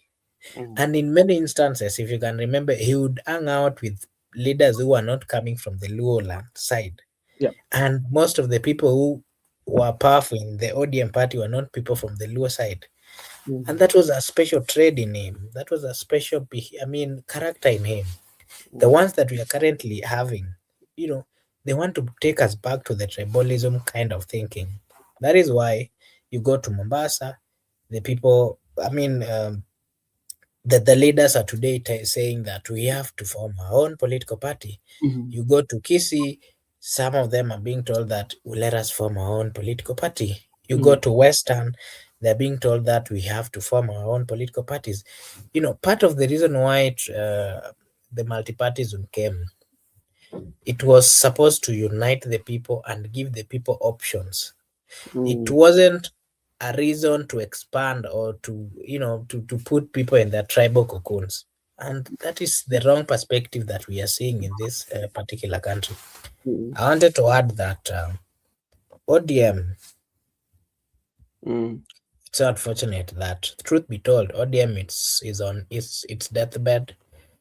And how I wish that Dr. Buru would make a candid decision and this particular political party to the youngsters, the likes of Winnie, the likes of Babu, the likes of Sifuna, and young people, so that they take this party to where the young people wants it to go. Majority of the supporters of ODM are young people, I can tell you. And they are the ones who have made the party be powerful. ODM party was powerful because of the young people. It is the young people who would go to demonstration, and that would be seen by the governments, and they would really say that truly this is a political party that is strong. It is the power of the young people that made Raila Odinga, and not just made Raila Odinga. Raila Odinga also shown the people that he was not just fighting for a specific tribe, he was fighting for the whole nation. He was fighting for the whole tribes. And that is why whenever he called for demonstration, people would come from all sectors of the world. And today, if ODM decides to call a demonstration, I'm telling you, nobody will come. Even the children, of course, their children, normally they do not come. It is the people, the true supporters who have always been coming. Nobody will come. Maybe they will get out with their big vehicles and maybe buy some few people. But the trust has been lost. I can tell you, even me who is coming from the Luo Nyanza region, ODM is death on its deathbed. It is not going. Haitafufuka tena. ODM imezikwa na Baba Raila Amolo Odinga. I think we should start putting or coming up with musics, dedicating it for the death of ODM. Probably we should find a place and symbolically bury it, because it is not going to be in existence. It has been imekufa. imekufa na it has been killed by you the know, people who are supposed to be taking care of it. Makobura, you know, before I read what Ababu Namwamba actually rebutted what Mbadi was saying the other day of talking about how Ababu Namwamba was chased out of the party by him. You know, after 20 years of existence, and of ODM, it took only less than 3 months, and we are seeing all this after the death of the Right Honorable Prime Minister Raila Odinga. 20 years. Do you know what it takes for 20 years to build a political party? And do you know what it takes to make sure that party crumbles? Because like this is what everybody's saying. We are not saying that like it is not what people usually knows ODM of. Yeah, you know what you know, Miguda, don't wait. You have to wait. You know, what people knows of DMO, because like ODM has been known that this is a party that has always fight for the people, and especially when it comes to leadership, whereby you find the wrangles at the leadership. It's not something that have always not been seen. But this is what Ababu Namwamba said, especially to Mbadi. I told when we were starting, Ndugu, Honorable John Mbadi, you cannot rewrite history, bro.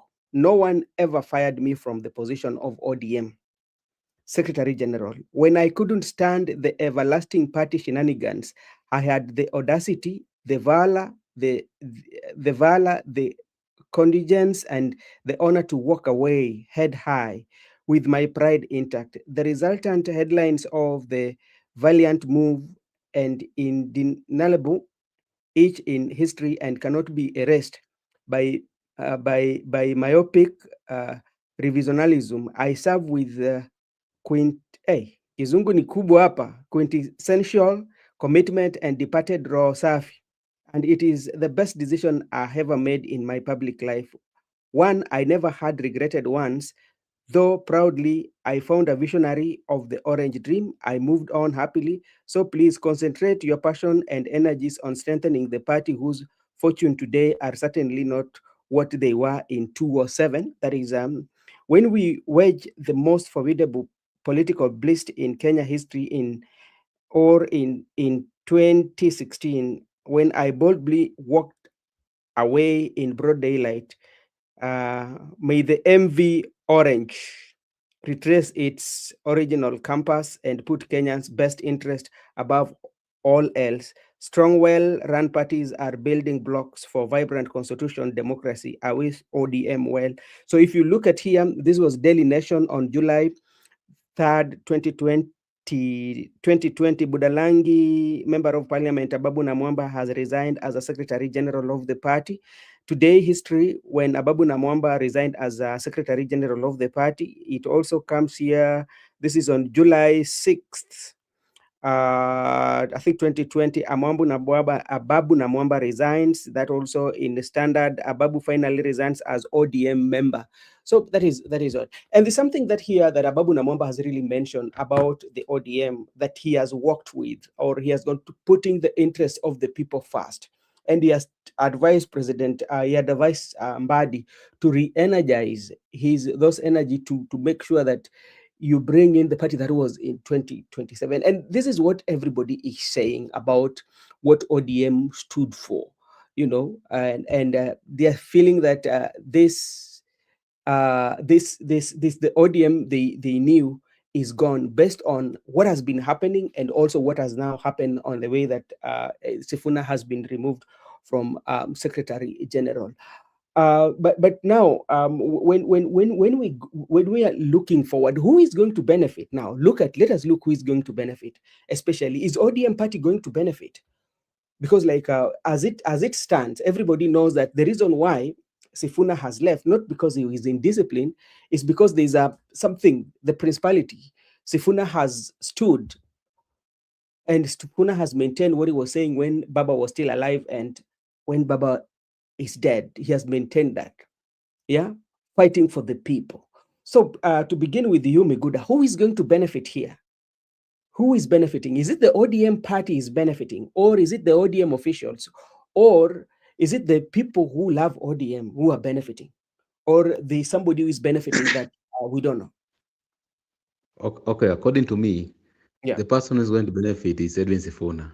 I think Mm. Edwin Sifuna Yeah. is going to benefit because, as they have said, they have relieved him from his duties.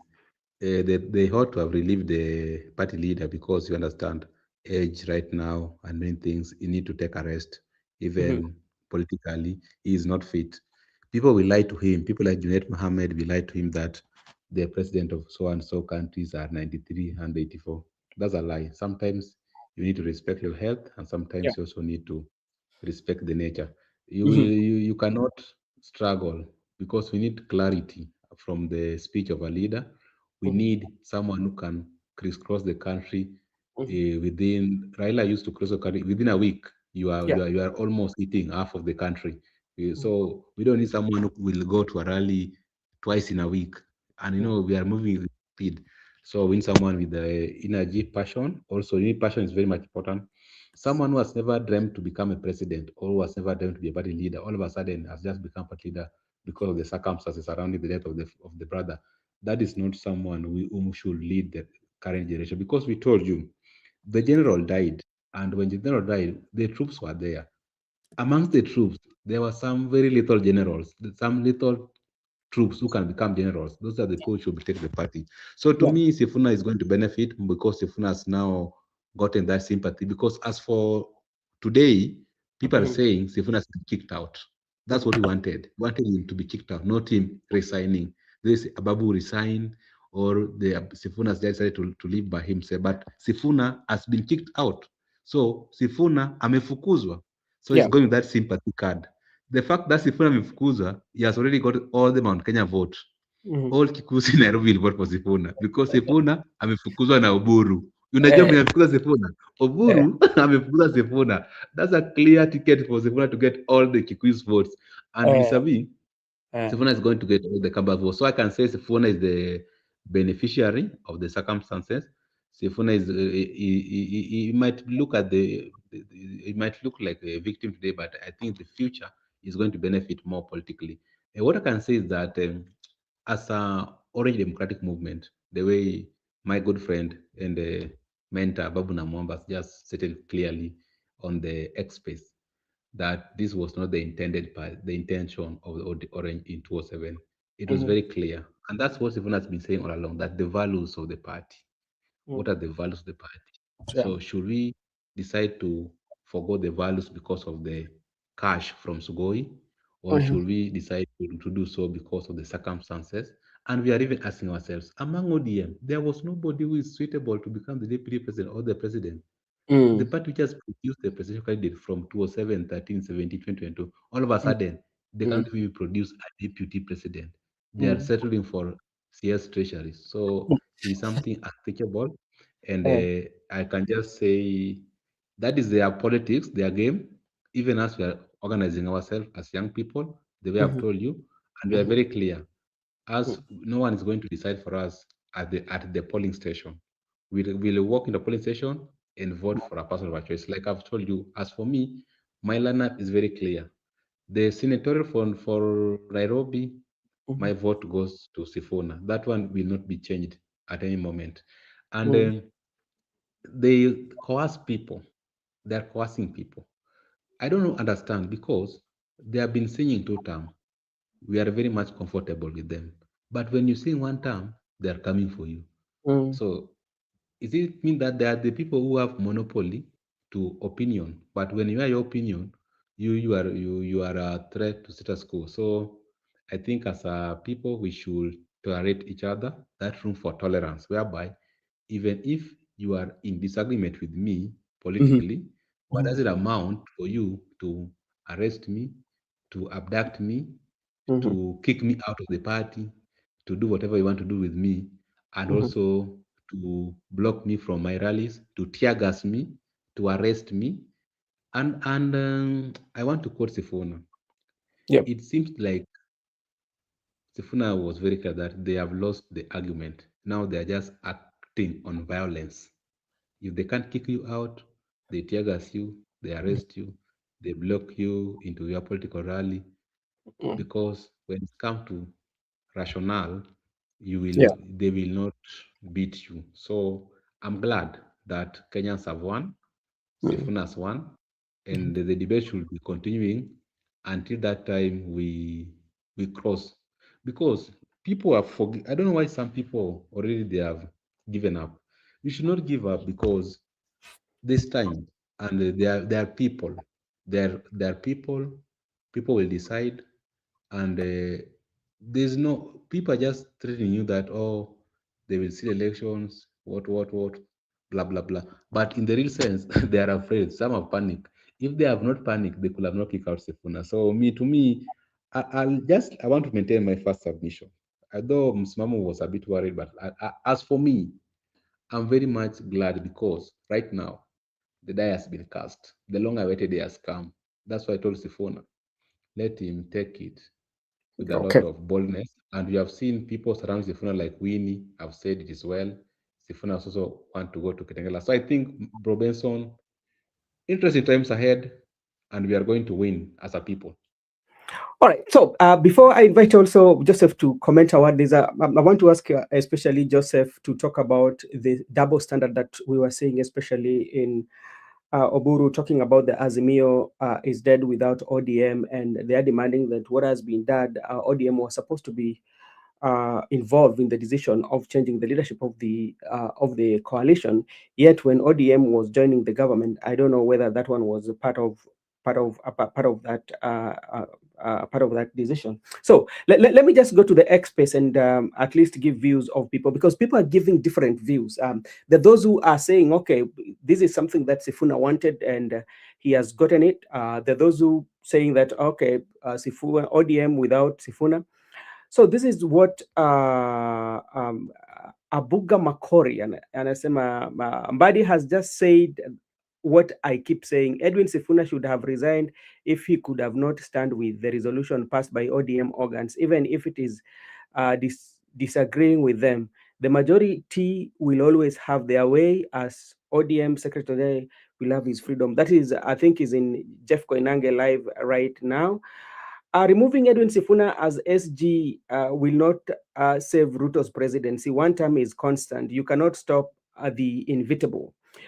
Hon Catherine Omanyo does not have the aura of Nairobi Senator Edwin Sifuna. For her to replace him as the SG, that is a downgrade for the biggest political party in Africa. That is what is coming from the Twitter handles of several people. Edwin Sifuna and ODM Alisi Brigade have announced a rally in Kitengela just hours after the ouster of SG, Linda Ground. Captain is saying the Orange Democratic Movement National Executive today did the most honorable thing by relieving Edwin Sifuna his duties. You must have some serious mental issues if you are celebrating the ouster of Edwin Sifuna from the seat. That is a tweet. Robert Alai says that Junet Muhammad should be a new party SG following Sifuna expulsion. Somebody is saying Edwin Sifuna running away with the orange juice, but he has left orange. Unaona, ukishafinya ile machungwa, umefinya mpaka umetoa juice, ukaenda nayo. Hiyo ndio picha ambayo wameweka hapa sasa. Imebaki na maji ya lemon. Ameenda na juice, lakini imebaki na maji ya lemon. Wamebaki na ile cover ya nini, hiyo ndio ameweka. So ODM didn't die when Raila was buried. It has died today after Sifuna was removed as he officially takes the leadership of Gen Z movement from traitor like Kasmuel and youth leader Oburu. Senator Edwin Sifuna, we shall remember you not only as SG and a true friend of Raila, but a champion of democracy and a fighter of impunity from a Gen Z party. From a Gen Z party and coalition with DAP Kenya, Eugene Wamalwa, and on Rigathi Gachagua. There will be no escape route for must go. That is something. Who are you to say there is no party? Who are you? Oburu Odinga declared after removing of Sifuna.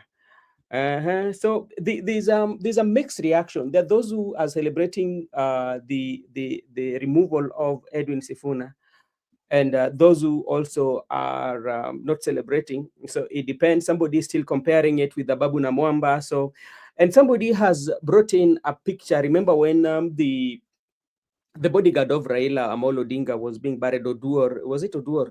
Yeah, where Ruto, Yes. with President Ruto, say that is the founder member of ODM and they can decide to remove Sifuna. So they're saying that that his prophecy has been actually, like this person is saying that President William Ruto has managed to remove Sifuna from SG of the party. So if you go down, still remains my SG Edwin Sifuna is a movement and not Kasongo. Can I answer the first one that you posted? Because there is the first one which really got me. Yes. And I asked the question because that is hypocrisy from the first comment that you read. Him saying that the resolution that was made by the party, they were supposed to, the majority have their way and the minority have their say. But the problem is, if you are going to go by what, I told you the compass of this discussion is supposed to be taken to what the late Honorable Raila Odinga said. That is the compass of everything. So when he was talking, he said that Sifuna is the SG for ODM. And then after, before he passed on, he talked and said that you cannot make resolutions of a party if you have not involved all the stakeholders of the party. Who are the stakeholders of the party? Is it only the neck? It's not the neck or the people who are above the leaders of the party. It's the people of the party. Have they ever called for an NDC to say that we want to make a resolution to follow UDA? Or we are going to make a resolution to follow this broad-based government? There is no NDC or any engagement that has been formed. So that is hypocrisy of the highest level from that comment. And it needs to be called out because you cannot say that that the resolutions were made and Sifuna was. There is no resolutions which were made without an NDC. Why were they afraid to make the NDC when Sifuna was a Secretary General? Then let me ask one question. Yes, but Ababu Namwamba was removed the Secretary General of ODM. But was the news so much hitting like the one Sifuna has been having today? Because if Sifuna was a nobody, I think the news could have just been bare and it was done like that. And we could have just been done by it by one hour. But it shows the level of how Sifuna has become a thorn to those guys because Sifuna has been the topic of the day. I think even the number one trending issue in either platforms will be Sifuna. Sifuna will be the number one trending topic in the whole of the country because not only politicians who are talking about Sifuna. I saw even the likes of comedians like this guy MCA Tricky. Other people, social people, they are talking about Sifuna, and they are saying that it is very unfortunate that good minds like those have been taken away from leadership. But one thing that we need to learn is the events of today will be anchored into history, the annals of history, because today has been the make or break of ODM as we know it. That one is what is going to linger in everybody's mind. And there is nothing that has changed too much because for me, I voted for Sifuna. I'm hearing even Brother Mark Miguda has said he voted for Sifuna. I voted for Sifuna in Nairobi as a senator. And right now I'm going to still vote for him. Who has lost? Is it Sifuna or the ODM? It is Sifuna it is the ODM who is losing my vote. Because if I voted for Sifuna, if Sifuna was an ODM member, I could have voted for Sifuna wherever he was. And he could have been gaining that seat. So it could have meant ODM could have gotten the seat of the senator. But if Sifuna is not in that party and I vote for him, who is losing? So people just like to talk and rubbish everything. But you need to take the clear picture. Sifuna is not running for the presidential. Maybe he's going to run, I don't know, maybe in the next steps. But Sifuna is running for the Senate of Nairobi. Just consult the people of Nairobi. Why do you need to consult? He's a Secretary General. If you need to become a Secretary General, you need to show that you can be able to move crowds in the place that you are elected. I'm hearing even somebody of the sorts like Akina Badi, they're the ones who are bashing Sifuna. Badi even was not elected. Do you remember? He was not elected. He's in his own area. Alikuja akapatiwa nomination. That's why he came and he was given a CS position. So when we are talking about a leader who has been elected by almost 800,000 votes, don't rubbish him off just like that. There is nothing he means. There is people who still follow him. I hear I call him the youth leader. Him saying that they are out of Azimio coalition. What does that take it from? Because if you are out of Azimio coalition, there is people still who are supporting Azimio coalition. Don't just rubbish it off that unajua mimi naona mzee ako na shida kidogo, and that's why the problem we need people who are fresh minded and their mind is working continuous, because when you have a mzee who is his age is dwindling, you will have such kind of behavior and rhetorics that Azimio imekufa and all sides. You cannot call another place nasema imekufa. Yourself, you don't know about your party. You have not gone even for election. You know if your party is gone. Some of the decisions that were made even for him to run, I hear, he was also made by Raila Odinga. He's the one who brought him to the people of Siaya to become a senator. People did not want him. So when you come and rubbish off people, just look at yourself background. Look at what any achievement that you have done. I cannot come and rubbish off a person who has been fighting together with Raila in the battlegrounds.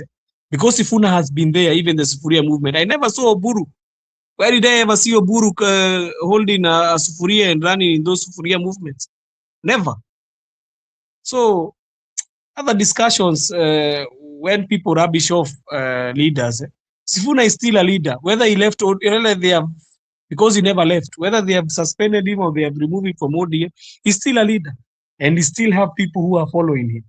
So, but the hypocrisy in it is very mind blowing, because if you say you are a party who is democratic and you are saying that party lazima ifuate kile kinasema kama club ya mpira, that is not democracy. That is not democracy. That is dictatorship. And it is showing the dictatorship that are cropped in. But I know money changing hand, it's always very, very sticky affair. And wherever we go, we'll go. All I know is Sifuna is not going to lose senatorial seat. That one I know. That one I'm going to give it up to you, Marco Bura. Hiyo nakwambia leo mchana. Hiyo hata tunaweza bet na wewe Marco Bura. Sifuna will not lose a senatorial seat, but who will lose? ODM will lose a senatorial seat in Nairobi. That one I can assure you. So even when you come here and rubbish off, Sifuna will be supported by majority of, even in 2022. Most of even those Kikuyus, they voted for Sifuna. Go and ask them. Walikataa kuvote kulikuwa na Bishop Margaret Kariuki. Kwa nini nani alipata kura mingi? Sakaja akashinda Igathe. But you find in senatorial Sifuna alishinda na kura mingi hivyo. Because he's a leader and people voted now. They have even put fire. When kuona ile moto inawaka alafu unakuja unaongezea petroli kabisa. Now they have ignited it, and I think now it is payback time. And I'm telling you, starting from now, starting from that meeting that is going to be held on this Sunday, it is going. I think Saturday or Sunday it will be fire till end. And I think if ODM was trying to seem like they want to bring all the votes to that arrangement they are having with UDA, they could have tried to bring these members together. Si kuanza kupiga watu. When you start fighting people, you make them go with votes. Caleb Amisi is a leader also. Akona say yake kule kwao. We have the likes of Akina Onyonka. They have their say kule Kisii. You cannot just say that leader kwa wale wako pale. Leadership is amongst even those people of Akina Onyonka, Akina. I've seen so many members of parliament, they have been called for that meeting, the Kitengela one. Even Karoli Omondi. Karoli Omondi also, I see him akinyang'anya opposition in the parliament. So I think instead of building, they are breaking it. And that old man needs wisdom. I think he needs wisdom. He's lacking wisdom.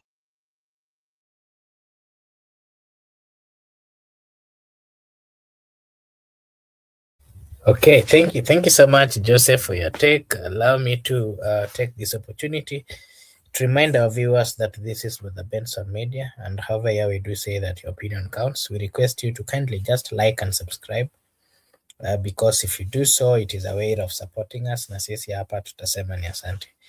Yeah, today we're just giving our views on the removal of Edwin Sifuna, the Secretary General of ODM, a man who has seen a lot, a man who has been fought, a man who has been accused, a man who has been, he's gone through all sort of things.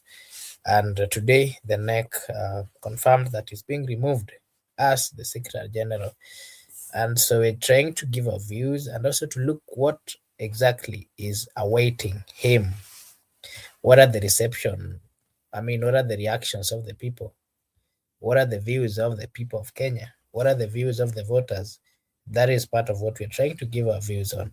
And maybe before I get into the comments by the party, Dr. Buru again on Azimio, maybe Miguda, my question to you is, do you think this broad-based government or the leaders who have been left in ODM are afraid of Edwin Sifuna? Is the President William Samoei Ruto afraid of Edwin Sifuna politically? Is yes Mbadi afraid of Edwin Sifuna politically? We are seeing a lot. Sifuna left, Sifuna right, Sifuna everywhere. The president the other day said that he'd be removed as the Secretary General. Dr. Oburu said that he has confirmed that of his removal. Cabinet Secretary Mbadi has, the other day was saying he should be removed. Jalango is today coming saying that he was told by the president that he should vie for the senatorial position. He'll be supported to remove Edwin Sifuna. Everywhere, Edwin Sifuna politically. What does this mean? Is Edwin Sifuna the next man who is going to take over from the most famous political leaders we've ever had in Kenya? And what does he bring on the table? Just give us a glimpse of that. A glimpse of that would be good. Okay, before I respond to your question, who is this most famous politicians ever in the country? You have not mentioned his name, so I can compare him to Sifuna. Wacha kuficha maneno. We have had quite a lot, quite a number. Remember, he's coming from the Western region. We had Martin Shikuku. We had Kijana Wamalo. Yes, kindly. You can leave it from there. I've seen you are continuing hiding. You don't want to come out clear. Okay, so what I want to say is that, to me, Sifuna, I believe that if you hear people talk about him, people accusing him left, right, and center, but I'm glad because up to now, there's no court of law in Kenya. You can actually accuse Sifuna of any allegation. Sifuna has not been arrested. Sifuna has not been charged with any charge sheet in the court for committing any offense. His only offense is to communicate to the population the reality affecting them or the bad governance of the UDA regime. So that's all that makes me happy. That Sifuna actually, they don't have even anything to accuse him. They don't have anything to write in the charge sheet. That's so beautiful. Sifuna is feared by Mr. President, and that's why Mr. President instead has decided to plot for him on how he can be kicked out as the SG together with the Buru. Sifuna is feared by the ODM brigade, those Wadosi. That's why they are plotted on how they can remove him, because it seems like it's a thorn in the flesh, because they are busy eating, but Sifuna is making noise. So why do we eat and someone's making noise? Let us remove him from the house, we continue eating. That's the only offense. That's why he's not in court.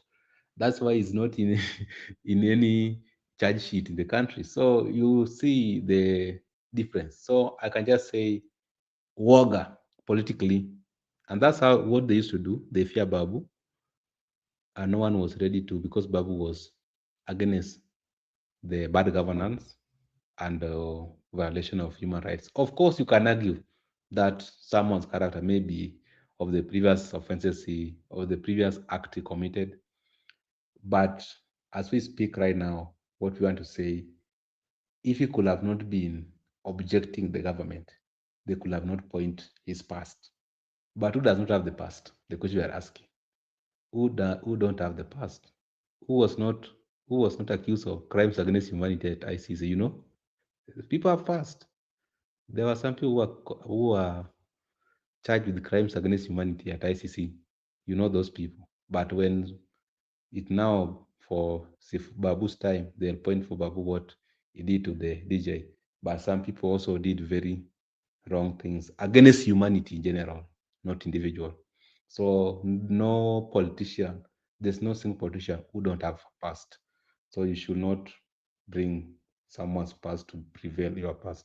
What I'm trying to say is that woga, fear, the fear Sifuna, because Sifuna has been very clear on the people's decision, has been very clear on violation of human rights, has been very clear on social justice, has been very clear on equality.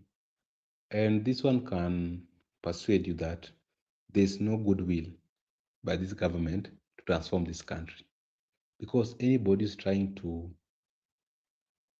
be with the people and advocate for human rights, advocate for good governance, that person, if they cannot kill him, they'll do all what it takes to deal with him politically. Like right now, they have bring in Jalas to compete against Sifuna.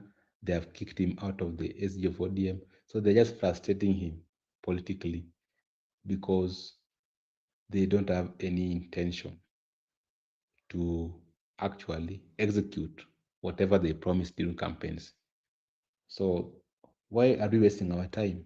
And there's no goodwill for the government to transform the country. There's no goodwill to give each and every Kenyans universal health coverage. There's no goodwill to support poor Kenyans who are languishing in abject poverty.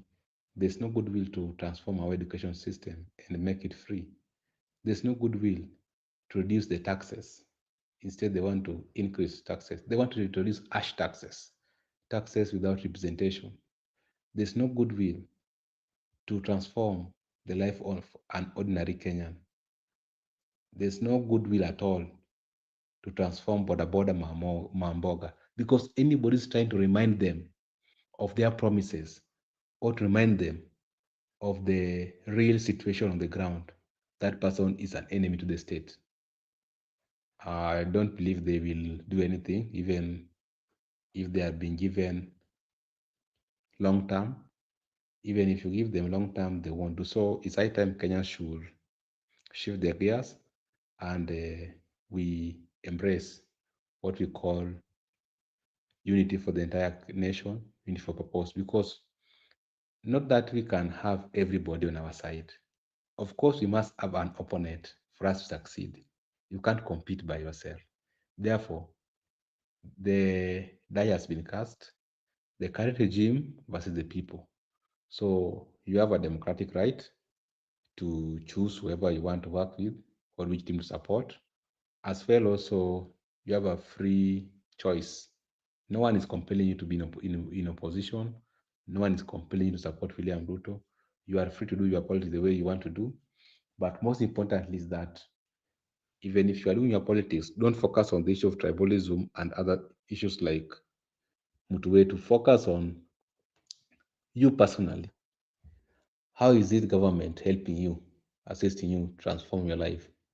If it's transforming your life, well and good. But if it is, instead of transforming your life, destroying your future, then you don't have a reason to give it a long term the way they have been citing. Makobura, I think the young man, Sifuna is still young, he has a future. We still, if we look in the future in this country, we can see people like Sifuna, we can see people like Didi Nyoro, we can see people like Babu Wino, if only they are managed. So we need to manage Sifuna very well. Let us manage these leaders who have stand, these leaders who have refused to worship the Baal, you understand? Where some people like Mbadi and Opio and I are busy praising and worshiping the Baal, but Sifuna said no to the Baal. So I think we should keep them and manage them very well, so that, because if you have them in future, there's hope for this country. But if you have these people who have declined to support people's will and people's wish, then we have a problem as a country. So we don't want to get into much a problem like what we have right now. Enough is enough. We need to have a very swift transformation and a very swift transition in 2027. So we have a very effective government, that is pro-people government, that's going to actually transform the country and give hope to the current people and the people to come in the future. Because we can't live this way. We can't have a country which is being run this way. We need to give a halt to the current regime and also ensure that things work on very well. Makobura, that is my. Even if they, let me conclude by what this Isabella Ombo has said. Sifuna kuja Kisii, utapokelewa. If they cannot vote for Sifuna in Nairobi, Sifuna can go to any county so that he can become a senator. He can even be a senator of Tarakaniti, so he can come to Senate. So anywhere in the country, you can vote for him. You've spoken that one, and then I was here thinking of a combination of Kalonzo Musyoka, Fred Matiang'i, Babu Owino, Edwin Sifuna, James Orengo, Wamalwa, Kibagendi, Caleb Amisi, and of course Martha Karua from the Mount Kenya, not leaving behind maybe Rigiji. I think that combination would work, would take William Samoei Ruto home. Okay. Let me just 1 minute before you invite Joseph, because you are brought in that combination. Let me tell you one thing, Makobura. Me, I'm a football fan, and also I believe you too, Joseph, is a football fan. If you are signing as a coach, sometimes you have to sign quality players. You can have quality players, but if you don't put them into the pitch, you're gonna lose more games. But if you try to work with them in the rightful formation, you're gonna make good use of them. In Sifuna's camp, I can assure you, those are quality players. Those are quality legislators. Let me give you an example. Sifuna himself, if you go to the Senate at the Hansard, there is a record on how he has been oversighting, on how he has been representing at the Senate and legislation. Very effective lawmaker. If you go to Karoli Omondi Karoli, that's Suba South MP, a very effective lawmaker. Anthony Kibagendi, very effective lawmaker. Those are quality players, I'm telling you. But if you go to the Oburu camp, most of them are sycophants, and you know them. Some of them are river MPs. They are sycophants. They are not doing much well. So if you have these quality players on your side and you want to put them, I think if you can give them their formation very effectively, I think it's gonna be very good, because like it's just a matter of putting them on their numbers. Each and every person should play his numbers. Sifuna should play the Senate for Nairobi, which he can win very well. People like Kalonzo, Matiang'i, we can discuss how they are going to do their lineup there. Then Gachagua also has a very good role. He's going to play very effective on his number. My friend, that is a dangerous card. That's a dangerous formation for this current regime. Let me tell you, because they are also pro young people.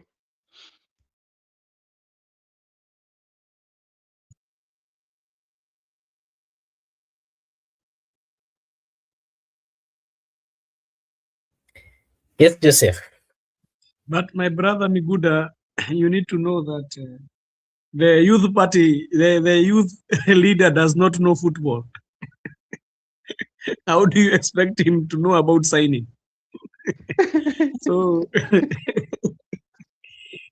one thing that I've noted is I've asked myself this question and nobody has, even Miguda has not answered me. Was this the same way as how Ababu Namwamba was resigned, whatever they said resigned or chased? Was it the same way as how Ababu Namwamba was chased? Is this news the same way of Ababu Namwamba? That is the question I'm asking myself. And Magere, Miguda, I would like to hear from you. Was the news? Is the news the way it is trending? Is it the same way with Ababu Namwamba and Magere? The time they were chased. Okay. Give me like 30 seconds. I respond to you. What I have learned, and I want to try to answer your question. When Magarer was not that much popular, Ababu tried, but Ababu was not embraced because by that time, the ODM members actually celebrated, kicked him out. But this of Sifuna is quite different because the ODM members are sad. Some of the members in ODM are very sad and across the country. Sifuna has hit headlines and Sifuna has become the subject of discussion. Even if you go to X-Space, it's trending #1 by that time, I think 2 hours ago. And then it's quite different. So what I want to say is that the issue of Ababuna, the circumstances surrounding them, there's only one constant issue I want to agree with Ababuna Mwamba by then. And also I want to vindicate Gachagua. Gachagua said that ODM belongs to William Ruto. And very soon, Sifuna will be kicked out. And it has come to pass. So Gachagua has been vindicated. What Ababu said is this. Ababu said that ODM, there are people in that ODM. Their role is to protect the throne. And they want to ensure that status quo prevail. And you cannot notice them. You will only notice when you are out. So today, Ababu has also been vindicated. The people who make decision, they are invisible. But if you are a threat to status quo, you will leave them in the party. But unfortunately, right now, Raila is no more, but that Raila was around. So I think this one is quite different. The one for Sifuna, actually, it's incomparable with the previous.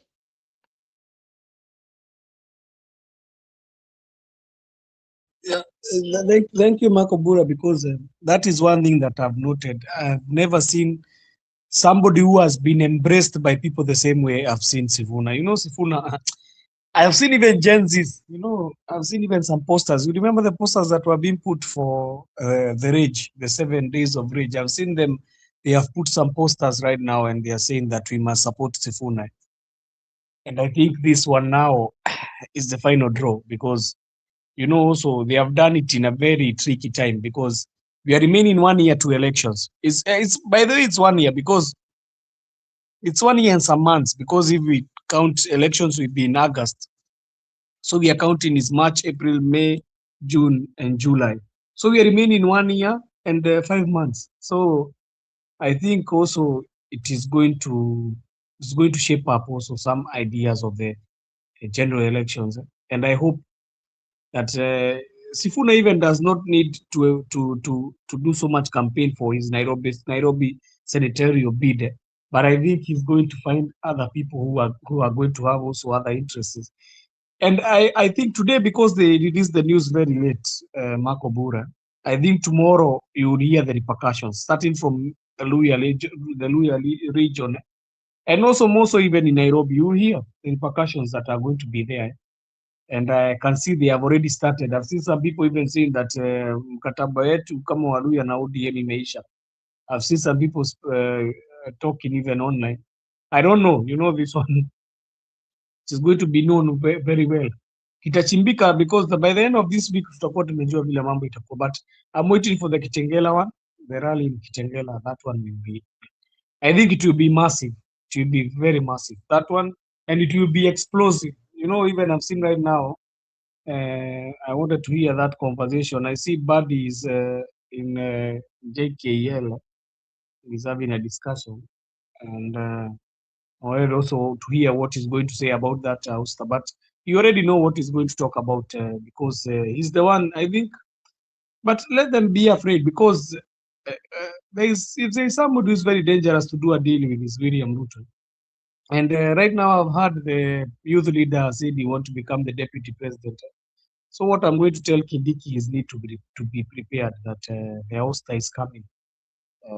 Ukiona mwenzako chake kikiweko kikitiwa maji, akinyolewa chako kitie maji. So let him be ready. He's going to face also the ouster himself. Even though he's going to finish, he might finish this term and he'll be told to just be gone. And that one will be the end of his political career as a, as a person. It will just be told he was a deputy. He was a deputy president for 2 months, 2 years, or is it 2.5? 2.5. So I think that is that.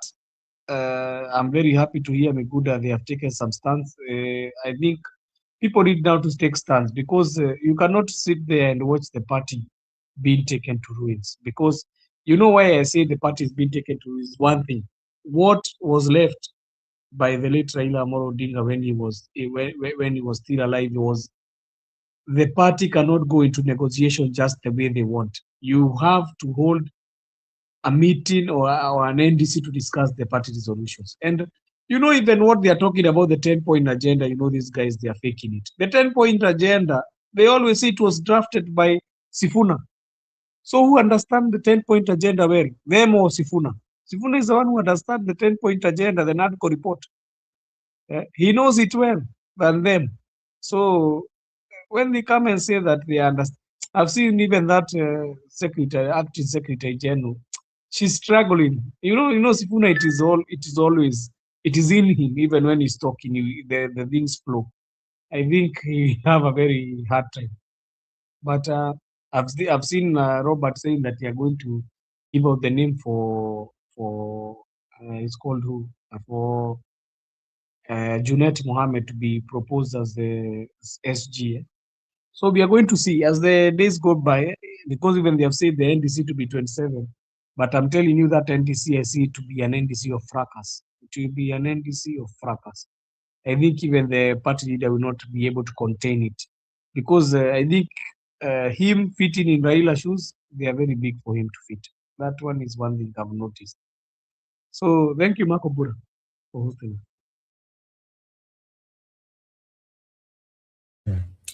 Okay, thank you so much. Maybe on the Azimio side, we saw the party leader Buru Odinga today declared Azimio in quotes moribund, and instead, and I mean insisted that ODM cannot be sidelined in decision making, and that whatever was decided by Azimio is null and void.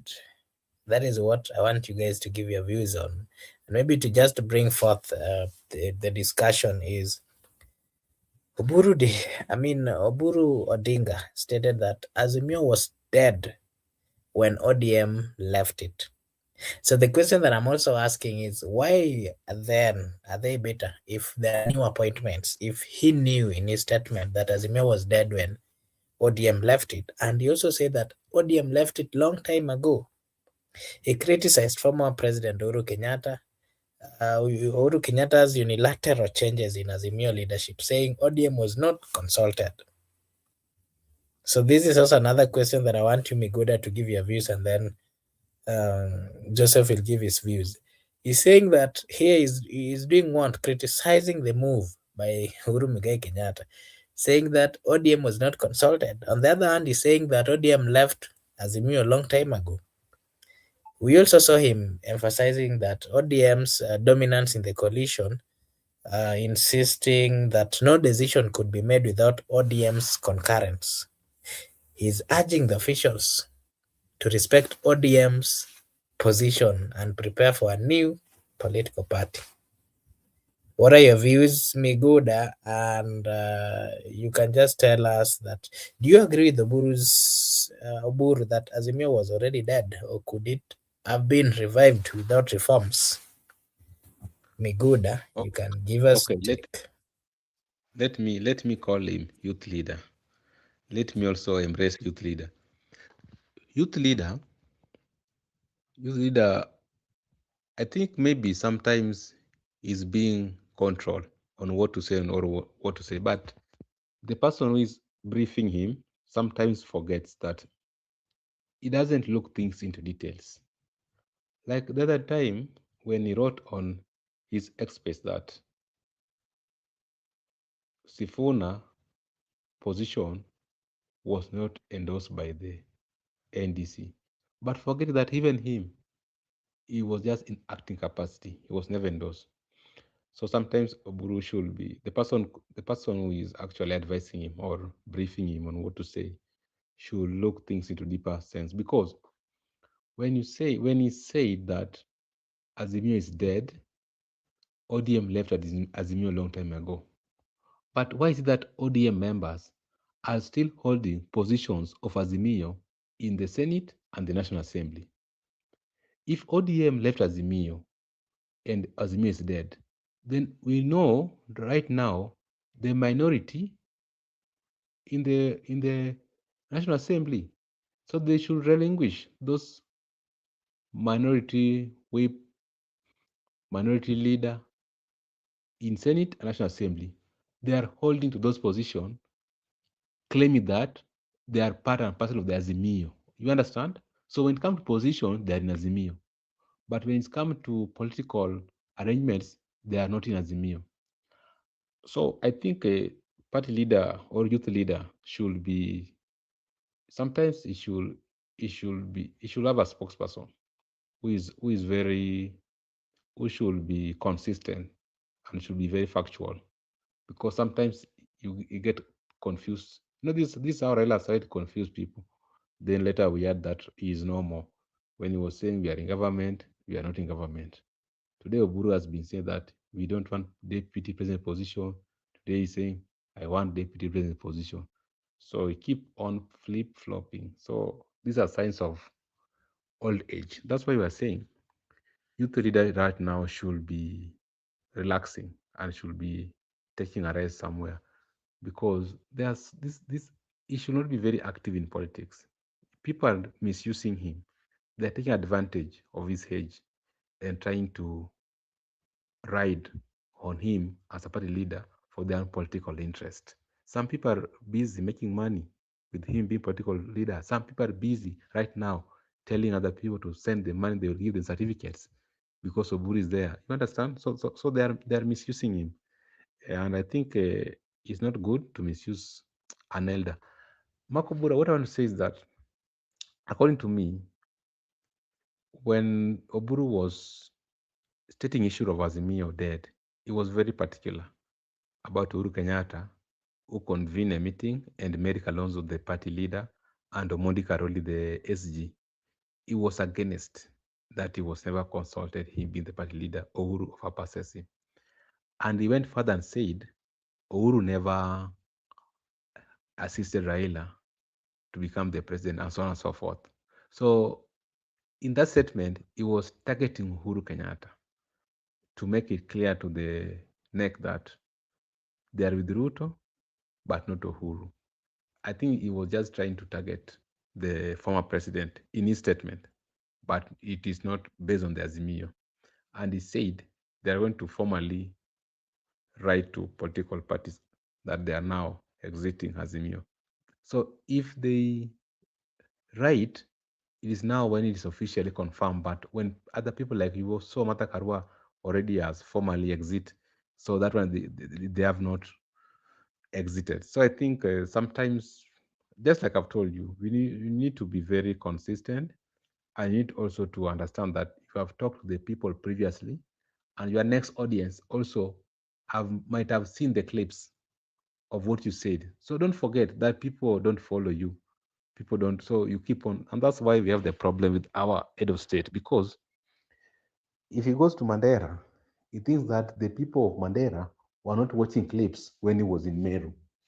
If he goes to Kisumu, he thinks that the people in Kisumu were not watching the clips when he was in Mombasa. So he keep on twisting things and keeps on lying. So people say, oh, I think, like I've told you before, some people still believe that this is the era of 80s, 90s, and early 90s, 70s, whereby Moi could be somewhere in Baringo, and the next day he will be in Todonyang. So the people could not connect that what he has said there. But right now, whatever Ruto say today in Northeastern, we have them at our fingertips. So tomorrow, when he will be somewhere, maybe in Kajiado, we will just real check and get the difference. So I think that's why I've said that party like ODM right now have been led by an experienced, and Raila died when he was old. We need a fresh blood, a young people to take over so that they can actually adapt with the current generation, because the future is the young people. The future of this country is the Gen Z and the millennials. Therefore, they need someone who actually blend with them, can incorporate their views, their ideals, so that we can have, and you cannot govern people with the different views from them. Maybe the younger people view this country a different way, but you want to govern them with the way Moi governed them. Govern people like Ruto when they were not president. And also, we are forgetting, during Moi time, we never had a constitution, 2010. But right now, there's a constitution 2010, are different people. So you need to actually adapt yourself with the current constitution and the current views of the younger people. So it is very quite proper that we will not agree with these people until very end, because we cannot view things the way they are viewed. So that's why we don't have to agree as a young people that the party has been taken by youth leader, and the people surrounding youth leader are old guards. Then we are asking ourselves, if he's a youth leader, therefore he should be advocating for the rights of the youths, but it's doing contrary, advocating for the rights of the old guards. I think the issue of Azimio is just a subject of discussion. Number two, my second point, it has been brought by the current president to engage the public so that people can forget about Shah scandal. People can forget about many things that is happening, many things that are happening in the government. People can forget about corruption. People can forget about the agenda. So people should focus on the politics, because you also heard him saying that Azimio without ODM is not Azimio. So he's engaging the public that he discuss Azimio, but he's busy looting the country. You see, this is the difference. So sometimes you don't need to concentrate on other minor issues like Azimio. Let us focus on transformation. Let's focus on human rights. Let's focus on how can we bring Kenya to where it's supposed to be. Because if you focus too much on this political formation, you will wake up and find that Kenya meenda. So it's just engaging you, keeping you busy. So you keep on discussing about Azimio and many other things which are not right now at stake. Well, you know what's at stake right now. So that's my submission, Okubura.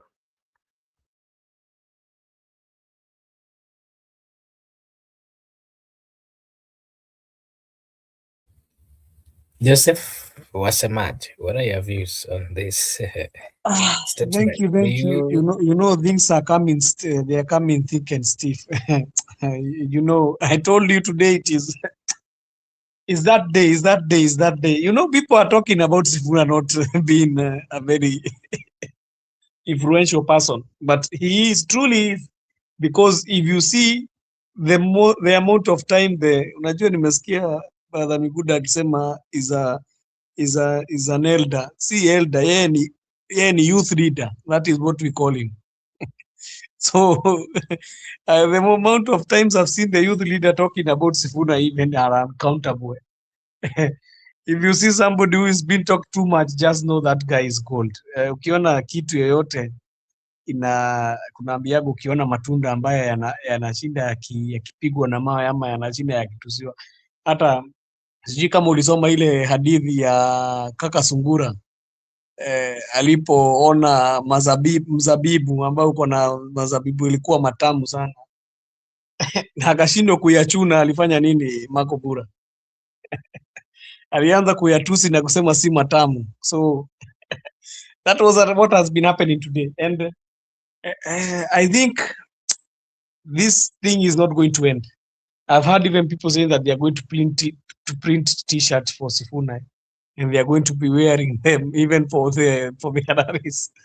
So it is, I think even Gen Z, you know why Sifuna is being appreciated, Marco Bura? He's been appreciated because of so many things. Do you remember when the Gen Z were being shot in parliament? You remember when they were being shot? The time the police were shooting live ammunition? He was one of the guys who went to shield and stop a police officer from shooting when he was shooting at the... That picture even is being shown even all over when he was stopping that police officer and asking him why you are shooting people. Instead of shooting tear gas, you are using live ammunition.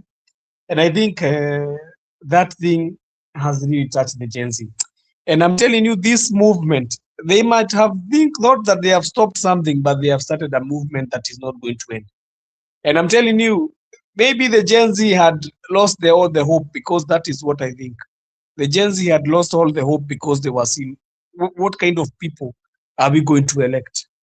Are we going to elect people who have been there in these governments? I think that's why even you see most of them were not coming out in large numbers to vote and to take IDs.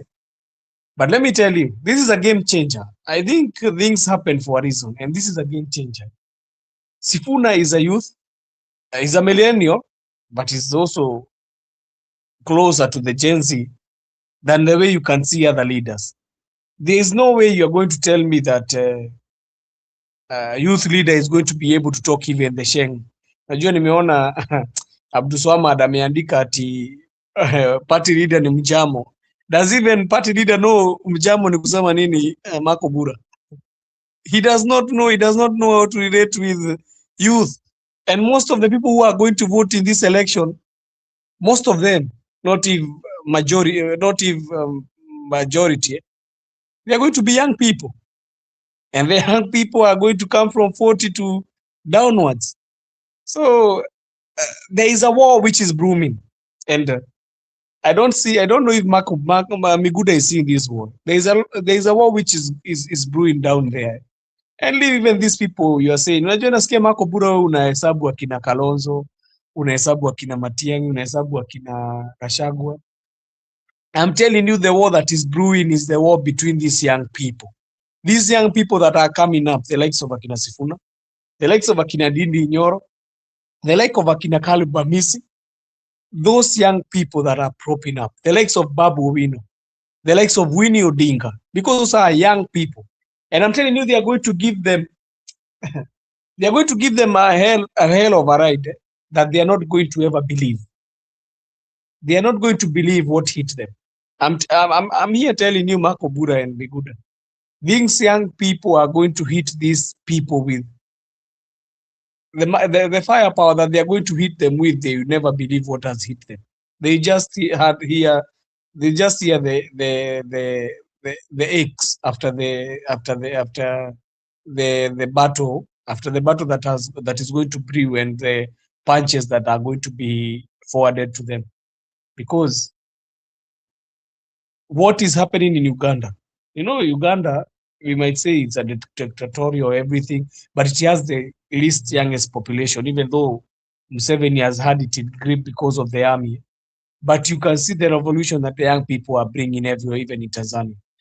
That one is the same case in Kenya, because Kenya, we have a young population.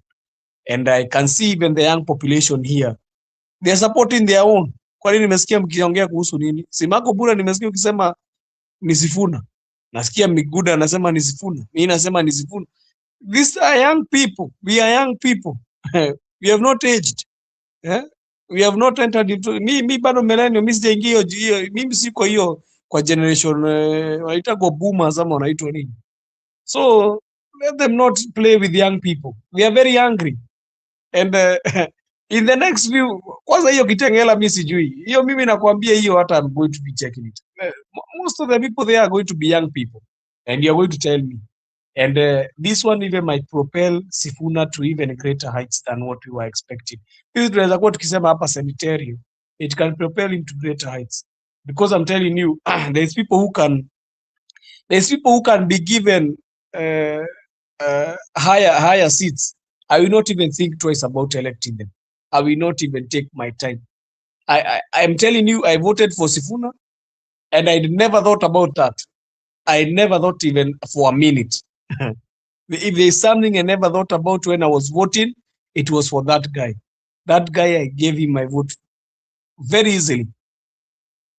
And right now, as we are going to this election, he has even added me the more and to be more enthusiastic to go and vote if he's going to be going for the senator of Nairobi. He has made me even to have that fire in me. Niamke mapema. I make sure I do my civic duty to vote. My vote might be mine, but I'm going to give it to Sifuna. So let them talk. They say the majority will have their way. Let them have their way, but the majority in the election, they have had the majority in their cabal, but the majority in the general election will show them what we are trying to say. And when the people are angry, we are going to show them. Thank you.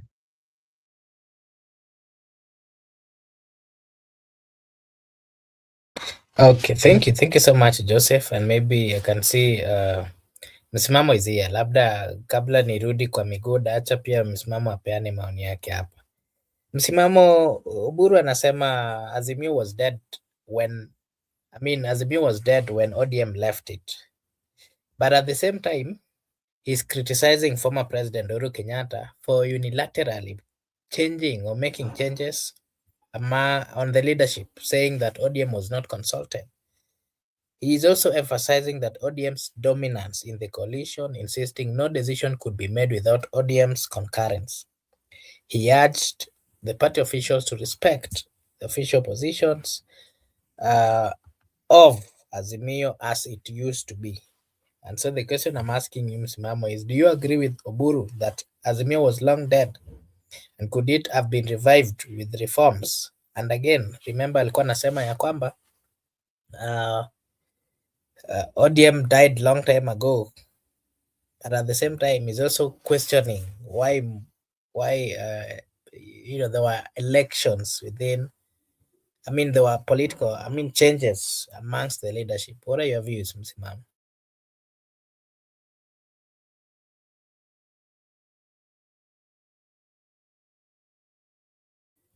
Asante ndugu yangu. Unajua mkuki kwa nguruwe ama kweli, kwa nguruwe mtamu, lakini kwa binadamu mchungu.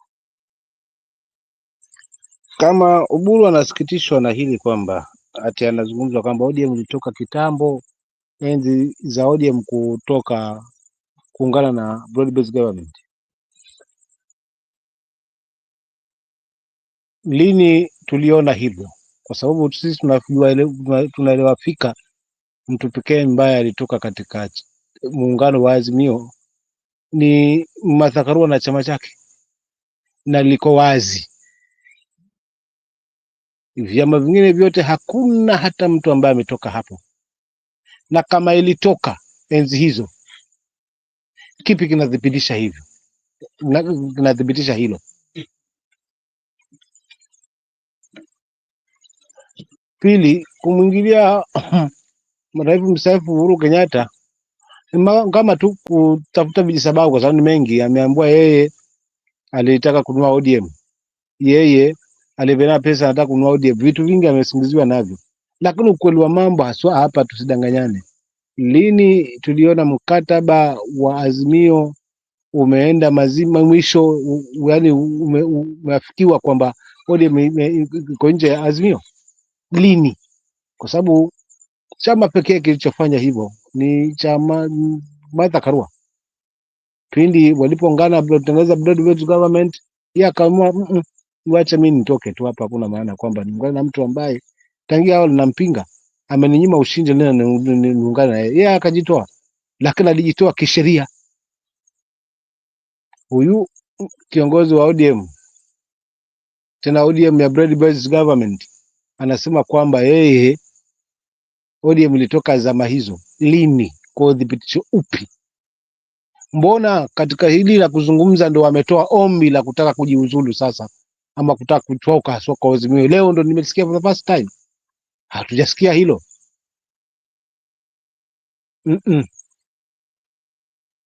Huyu kiongozi nishaanza kumtilia mashaka mimi kwamba anapotandika sipo, kama ni amekorogwa na manukato ya State House.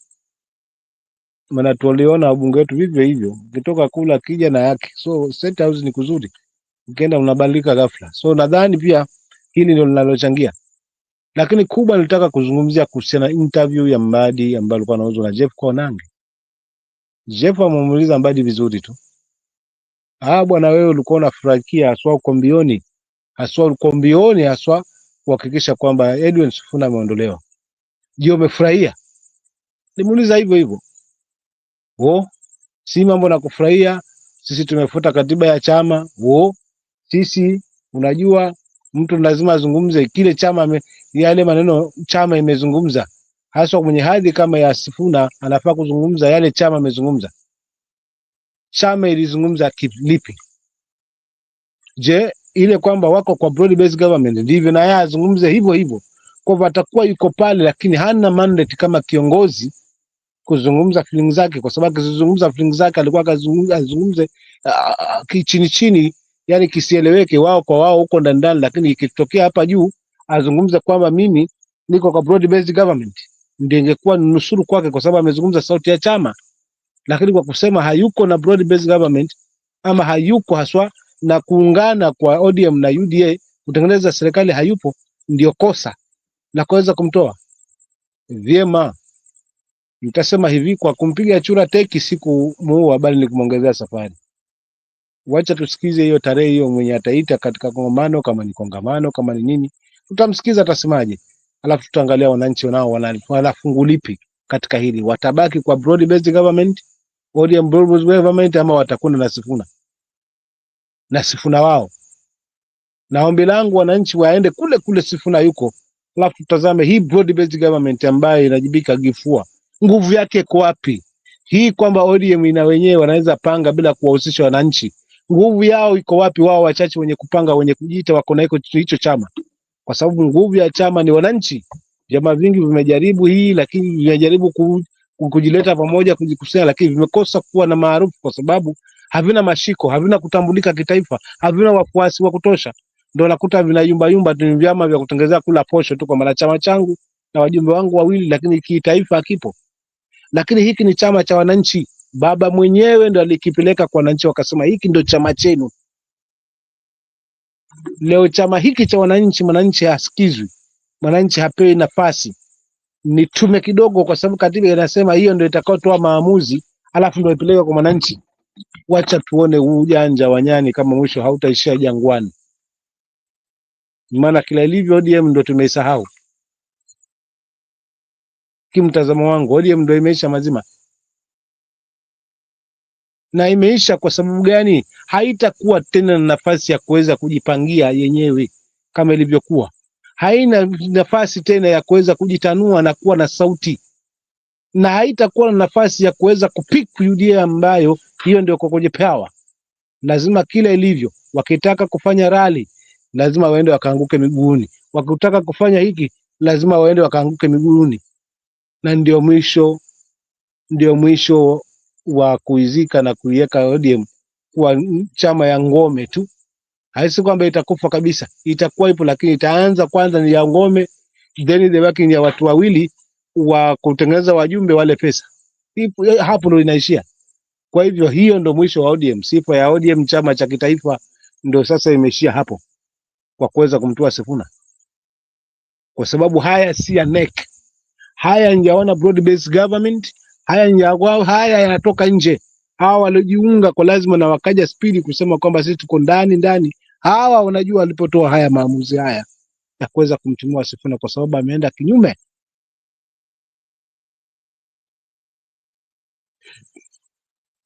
kwa kutomsupport kiongozi wa taifa. Hiyo ndio sababu kuu. Asante. Okay, thank you so much, Simam. And maybe if we can hear from you, Miguda, on as well your take on this particular matter. We saw that ODM felt, I think, Miguda, just your take. Why did ODM leave Azimio, according to the words of Dr. Buru? At some point, they were saying they were being sidelined in the coalition decision, especially after Uhuru Kenyatta's leadership changes. And then Buru is again urged ODM was the majority party in Azimio and should be consulted whenever any decision is supposed to be made. The coalition has lost influence once ODM distanced itself, making the formal exit a matter of procedure, according to Dr. Buru. But we are also seeing the internal ODM voices say so Azimio as liability rather than as an asset in 2027, Mr. Miguda. And if you can just give us your take on that particular matter, was ODM right to leave Azimio, or should it have stayed to strengthen the opposition unity? And what are your views on the consistent accusations that are now coming out? And maybe let me combine this so that you can give your views once. And ODM, I mean, Dr. Buru's declaration could it be the one that marks the end of ODM's chapter in Azimio? Or what exactly is still remaining in terms of, the legal way of exiting? Remember, quite a number of parties have exited in a formal way. But, supporters see it as a bold move to reclaim ODM's dominance, especially close allies of Dr. Buru. You saw the ODM members who are closer to him. They are saying that it's a bold move, that Azimio was a burden to them. But critics see that as a fragmentation of the position. So the big question here is, can ODM stand and continue with the same, should they continue with the same remarks and the same stand that Azimio cannot survive without them? What would be the next move? Miguda, you can give us your take on those two, and then later on we can give us your last remarks as well.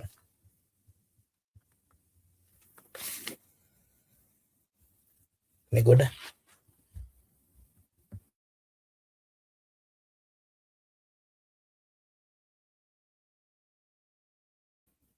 Miguda, are you there?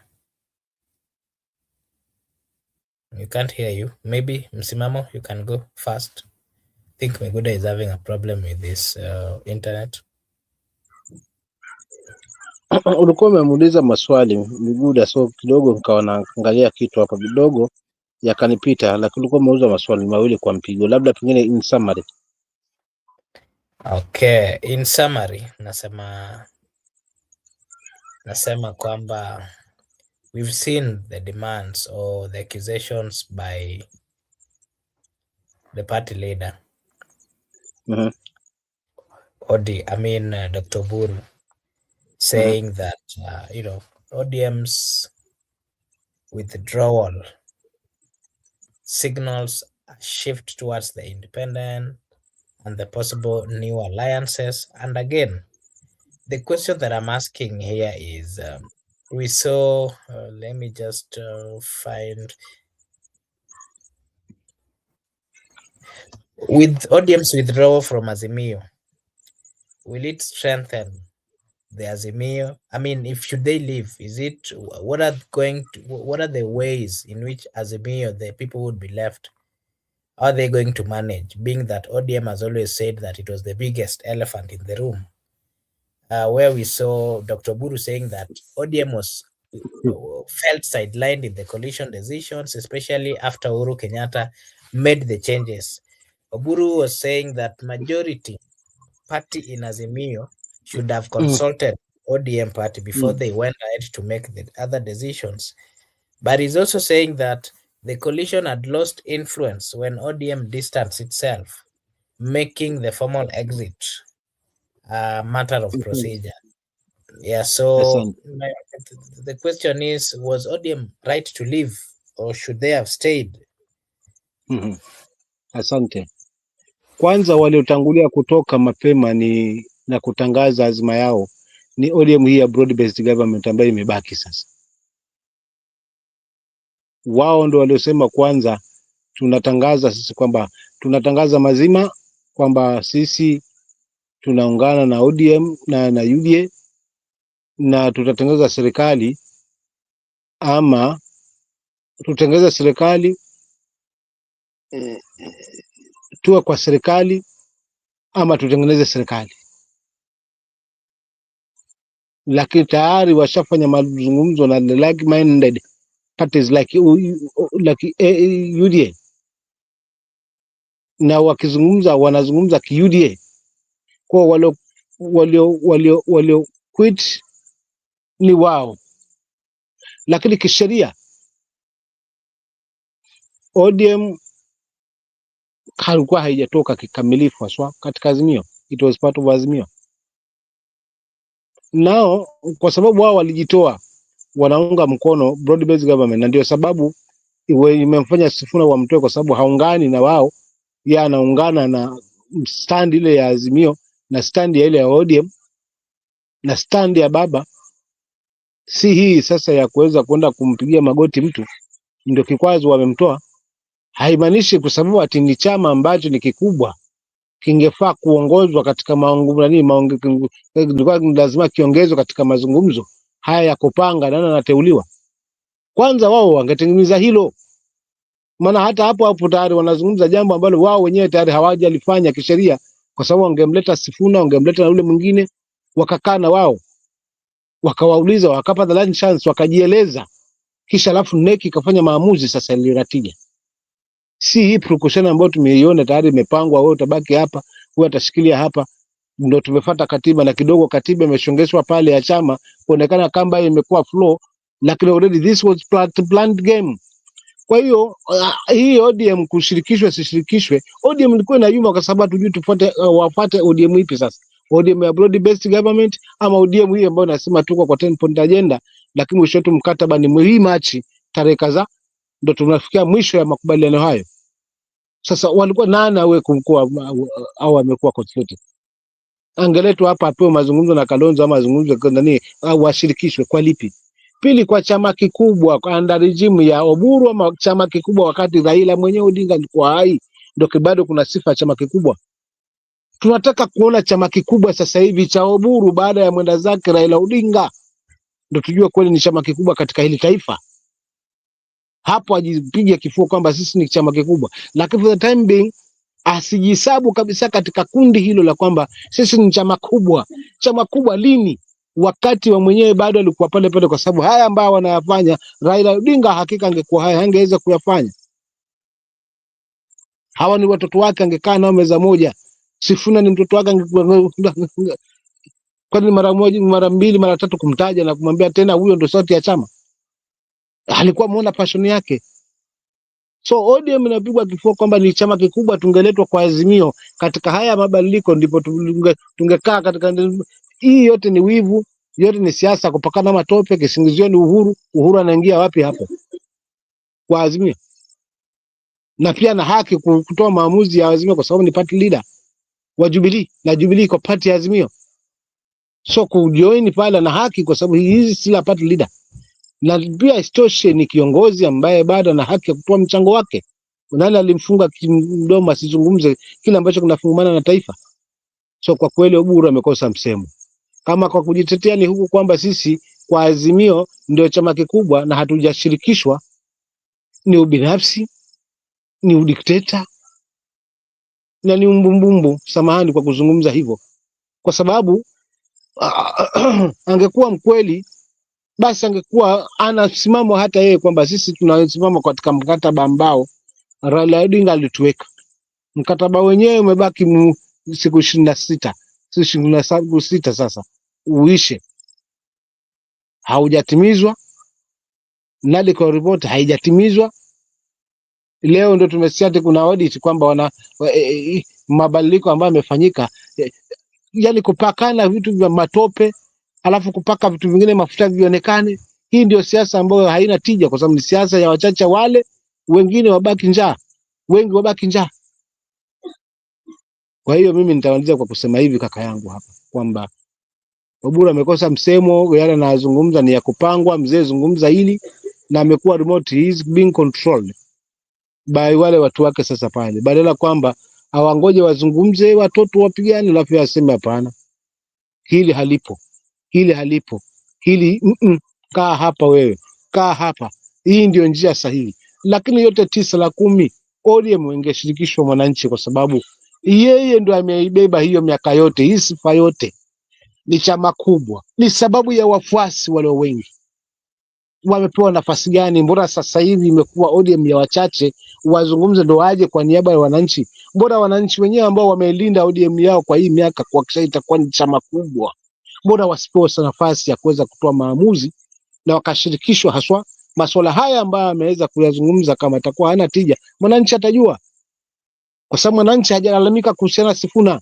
Waliolalamika ni viongozi walio ndani haswa ya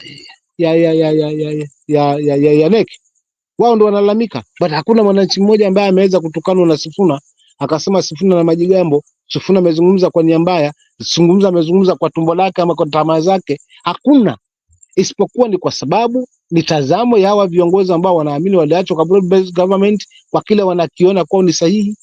Basi kwa sababu amekinzana nacho Sifuna lazima aondoke, but well and good, tunashukuru, lakini hesabu zipigwe kimakini. Hii ya kuleta huyu, leta mbegu pale, leta hapa, hii tutashinda, uongo.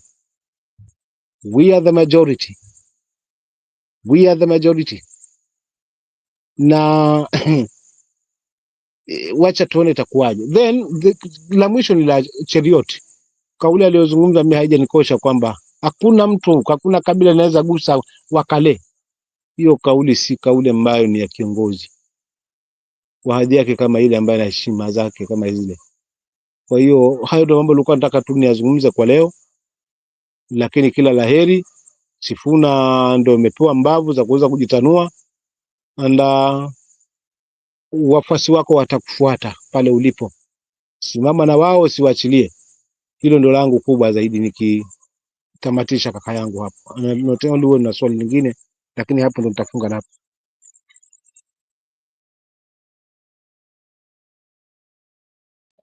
Labda swali langu la mwisho. Sifuna bado ana mashida mingi. The Council of Governors have issued an ultimatum to the Speaker, the Senate, saying that Senator Sifuna, Senator Kajwang, Senator Cherargei, and the other senator from, I'm forgetting his name, that they are extorting them. That he is extorting them. And then they're also saying that they're being harassed. And for that reason, they'll not be appearing to give their views in terms of the management of the counties. What are your views? Are they being genuine? Governors or what? Or senators? Can I get the exact? Nasema governors, the councils of governors. You know very well that governors have been appearing before the Senate. Give a presentation how they've been managing the counties. Resources. Yeah, so they have issued a statement that is being taken to the Speaker of Senate, that the chair, that is Senator Kajwang, Senator Sifuna, Senator Cherargei, forgetting the other senator, that they're saying they're being harassed by these senators whenever they appear before them, and that these senators are embarrassing them, making them look like children, and that they Mhm. should be disciplined. Mhm. The But question I'm kindly let asking you me. is, Mm, mm. wanafanya kazi yao, do you think it is necessary for the governors to be appearing to give their views on how they've used money, and especially, Yes, na kwa nini basi wanasema ya kwamba they are being harassed by kazi ya seneta questions? ni nini? Kazi ya mbunge ni nini? Na kazi ya mbunge pale bunge la kitaifa ni nini? Kazi ya mbunge yani, kazi ya seneta ni nini? It's oversight. Hebu nikuulize kaka yangu hapa Mark, mbunge anaweza kufanya oversight governor?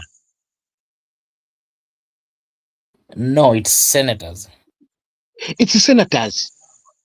If if hawa wameharibu mayai yao, wasi wenyewe basi wasivuruge mayai wengine. Senators ndio ambao tunawategemea watuambie, kwa sababu wao ndo wanapiga kelele mgao ushuke kwa county government. Hilo ndio jukumu kubwa kwanza la Senate. Mgao wote ule unapitia haswa kuja kwa county government. Ni senators ndio wanapiga kelele huo, then wana haki ya kujua haswa pesa hii imeingia haswa kwa gatuzi imefanyia nini. Ni jukumu ili mwananchi apate kuona tunaishi katika nchi ambayo iko na uwazi, transparency. Mwananchi aone kwamba ni kweli bilioni hizi kadhaa zilitengewa hili, bilioni hizi kadhaa zilitengewa hili. Kwa hivyo ni jukumu lao kisheria, kikatiba, na ni haki yao, kwa sababu ndio mandate yao iliyoweka kuweza kuwafanya oversight. Sasa kama tutaweza kubana, kwa sababu wengine ni vizito, waliaboronga, wana haya kufika Senate, kuna maswali ambayo yatawakabili, wataadhirika na kuaibika machoni kwa wananchi na watakosa kura. Ndio haya yote visingizio kwamba fulani na fulani wanatuambia hivi, fulani na fulani ana matusi. Ukitazama hakuna mtu anatusiwa pale, ni maswali na hayaulizwi na seneta mmoja. Katika ile kamati kwa pale, kila jopo linaulizwa maswali kutokana na contradiction ambayo itapatikana kwa kushindwa gavana kujieleza vizuri. So for real, hawa ni wanafiki, hawa ni wezi, hawa hawana mazuri kwa wananchi wanaowaongoza, wanaongozwa na yao. Waende kwa kikaangio pale pale kwa Senate, tufuatilie wananchi. Gavana wangu leo anakuwa screened, mgao nijue kwamba mgao wa kaunti yangu ni shingapi, mgao huu umetengiwa hili, ni kipi kimefanyika chenye maana kwangu, na je pesa yangu ama pesa ile ambayo imetengewa swa ya mimi mwananchi ambaye nimtuzo ushuru kwa ajili ya maendeleo imetumika visawa? Simple as that. So kwa kweli mimi sikubaliana na hawa magavana kakaangu. Nikimalizia, hawa ni wanafiki, hawa wambea, hawa ni wanyonya nchi, that's all, but hakuna lingine. Jana tulimuona Wanarok alikuwa pale, seneta wake Lodama alikuwa pale pale, alikubali na alikaangwa haswa hata na seneta wake mwenyewe kwamba bwana wewe, naona mbona hapa sipaelewe, hebu tufungulie vizuri. Hii ni must, lazima kufanyike hiyo auditing ya hii pesa, kwa sababu haya yote auditor general anafanya haka na pia report. Akipiana report lazima hawa waje combine haya yaliyozungumzwa na auditor report, ndio haya ambayo yanafungamana, ama wewe umefanya yako. That's what, hivyo ndio jukumu la Senate, kutuwakilisha. Hakuna kingine ambacho sisi tunawakilishwa hapo. So kwa kweli hao magavana ni wanafiki. Nikijibu swali lako kaka katika hiyo hali, asante.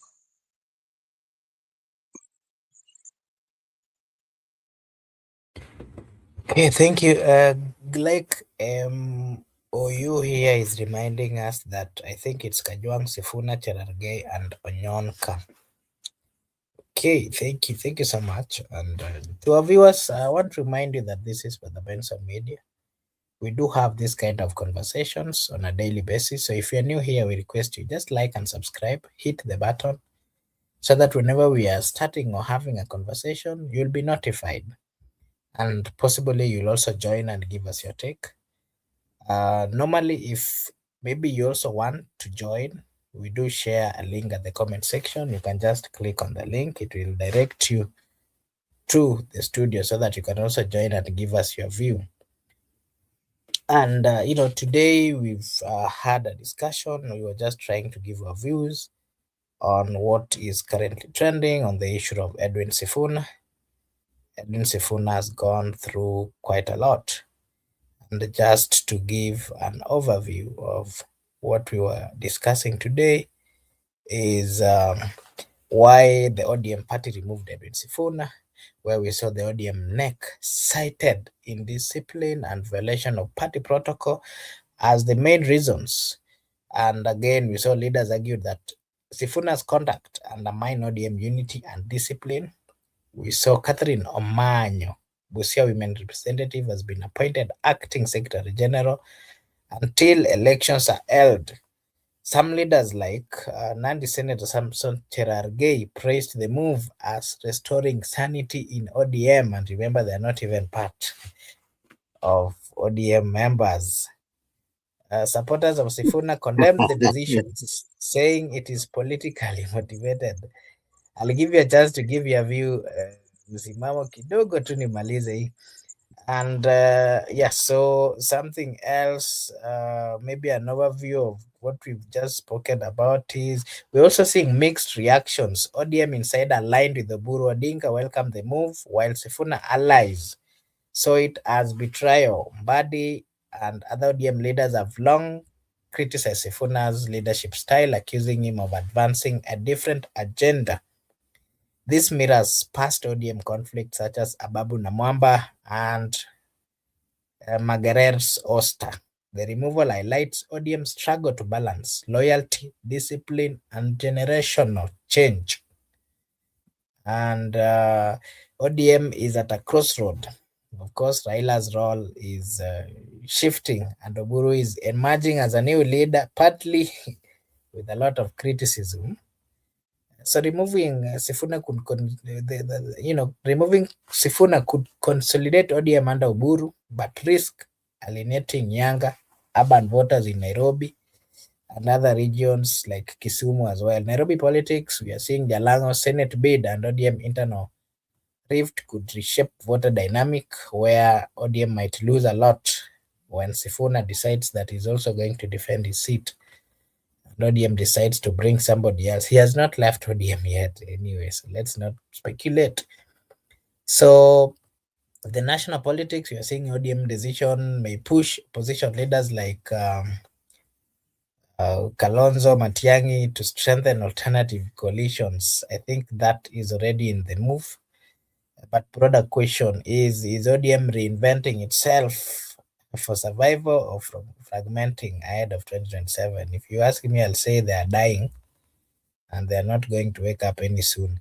So Edwin Sifuna's removal as ODM secretary marks a turning point for the party. Supporters see it as a discipline and order. Critics see it as betrayal and power play. The big question is, can ODM continue to survive these internal battles and remain dominant force in 2027? The answer is no, it will not survive. ODM imeisha. Msimamo, utupe maoni yako ya mwisho. Unajua, nilikuwa nacheka hapa ni kinacholegea kushangilia maamuzi hayo. Ni ishara wazi kwamba kuna aliyegonga gogo akasikiza sasa hivi anasikiza mlio tu. Aligonga gogo, sasa hivi anasikiza mlio. Lakini tamuza kwa kisa hiki haswa cha nyakati zile. Kaka, kwa haraka kulikuwa na wakati fulani zama hizo kukawa kuna njaa kali. So bwana wawili wakatoa kwenda kutafuta lishe barua huko vya kutafutia watoto wao kande ama kula, kisha hatimaye pia hawakurudi. So mama wale wakapiga hesabu itakuwaje, kwa sababu kuna watoto wengine wanatuangalia na kuna wale mgongoni pia wanatuangalia. Nao wakaondoka. Wakaenda wakazunguka mchana kutwa bila mafanikio. So ikafikia njaa na wauma, watoto nao hivyo, nyumbani nako wazee walienda hakurudi, nyumbani kuna chakula, kuna wengine wao wenyewe wanakufa na njaa. Basi mmoja wao wamechoka, hawezi hata kutembea kwa sababu njaa imewakabili, hii imewakabili. Mmoja akatoka na wazo akasema, unajua nini bwana, hawa watoto wasitusumbue bwana, baba zao wenyewe wameshaenda kwa hawakurudi, sisi tuangalie na wale na sisi wenyewe tuaje kufia kwa nini? Hawa hapa kwenye hivi visiki, kwenye hiki kisiki chenye ncha hii tunawadunga hapa, tunawatundika hapo hapo, tunawaacha sisi tunda zetu kule, tutakwenda kufa huko mbele mbele, angalau hata tukwenda tukipata maji ya kunywa tutakula, tutasonga mbele. Sasa mmoja alikubaliana lile wazo lake, lakini hakuwa amekubaliana kikamilifu. Akamwambia, anza tayari wa kwako ufanye hivyo, na kwa haraka haraka, kwa sababu yeye ndo amekili. Akachukua wa kwake akamdunga kwa kisiki, kisha baadaye akamwambia, sasa mwenzangu, bado wewe na mchukue wa kwako mdunge kwa kisiki.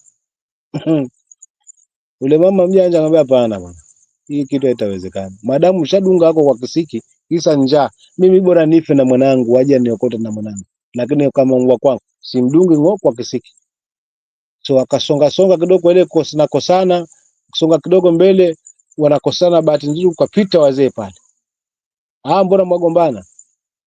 Amba huyu amechukulia mwanangu, wakati anaedaisha mwanawe wake ndio amemdunga kwa kisiki, anachukua huyu mwenzake. Sasa kwa sababu watu wameshaanza kujazana, ili isionekane ile waibu, basi mzee mwenye busara mchukua ile mtoto akachukua kwenye mabega yake, kisha akamwambia, simameni pale mbele na watu nao ni wenye kutambaa hawa. Mtoto akashukishwa, mtoto akatambaa akafuata mama yake.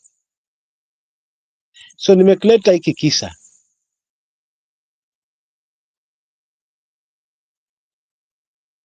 ili kuambatishana na yale ambayo yamejiri kwa ujumla. Kuna wale wamemdunga mtoto kwenye kisiki wakitafuta visingizio, na kuna yule aliyokataa kabisa. Sasa hivi ni mtoto ametambaishwa, huyu afuate mama yake. Tuangalie mwananchi hapa, ndio mtoto amewekwa chini, atafuata broad based government kwa sababu ya matongo ya mkononi na siasa chafu ile upande huo wa kuweza kudua everything. Wanataka kurithi siasa hiyo, wanataka kurithi mifumo hiyo ambayo baba hakuwa nayo tangia awali. Washa tuone, ama wananchi watafuata huku, watatambaa. Huyu mtoto ambaye ni mwananchi atatambaa kuelekeza Sifuna, ama atatambaa kuelekeza Oburu Odinga pamoja na broad based government. Langu ni jicho. Kila laheri bwana Sifuna na kila laheri ODM. Na la mwisho kabisa, nimkaribishe bwana Sifuna mahali popote alipo. Mimi nahitaji kiongozi mwenye sauti kama hivyo. Kwa hivyo akija upande wetu wa PLP atasaidia pakubwa. Alamsiki. Wale tuko kwa comment section, chukweni zangu pia ni waage, na pia ndugu yangu hapa naye ni muage vile vile. Asante.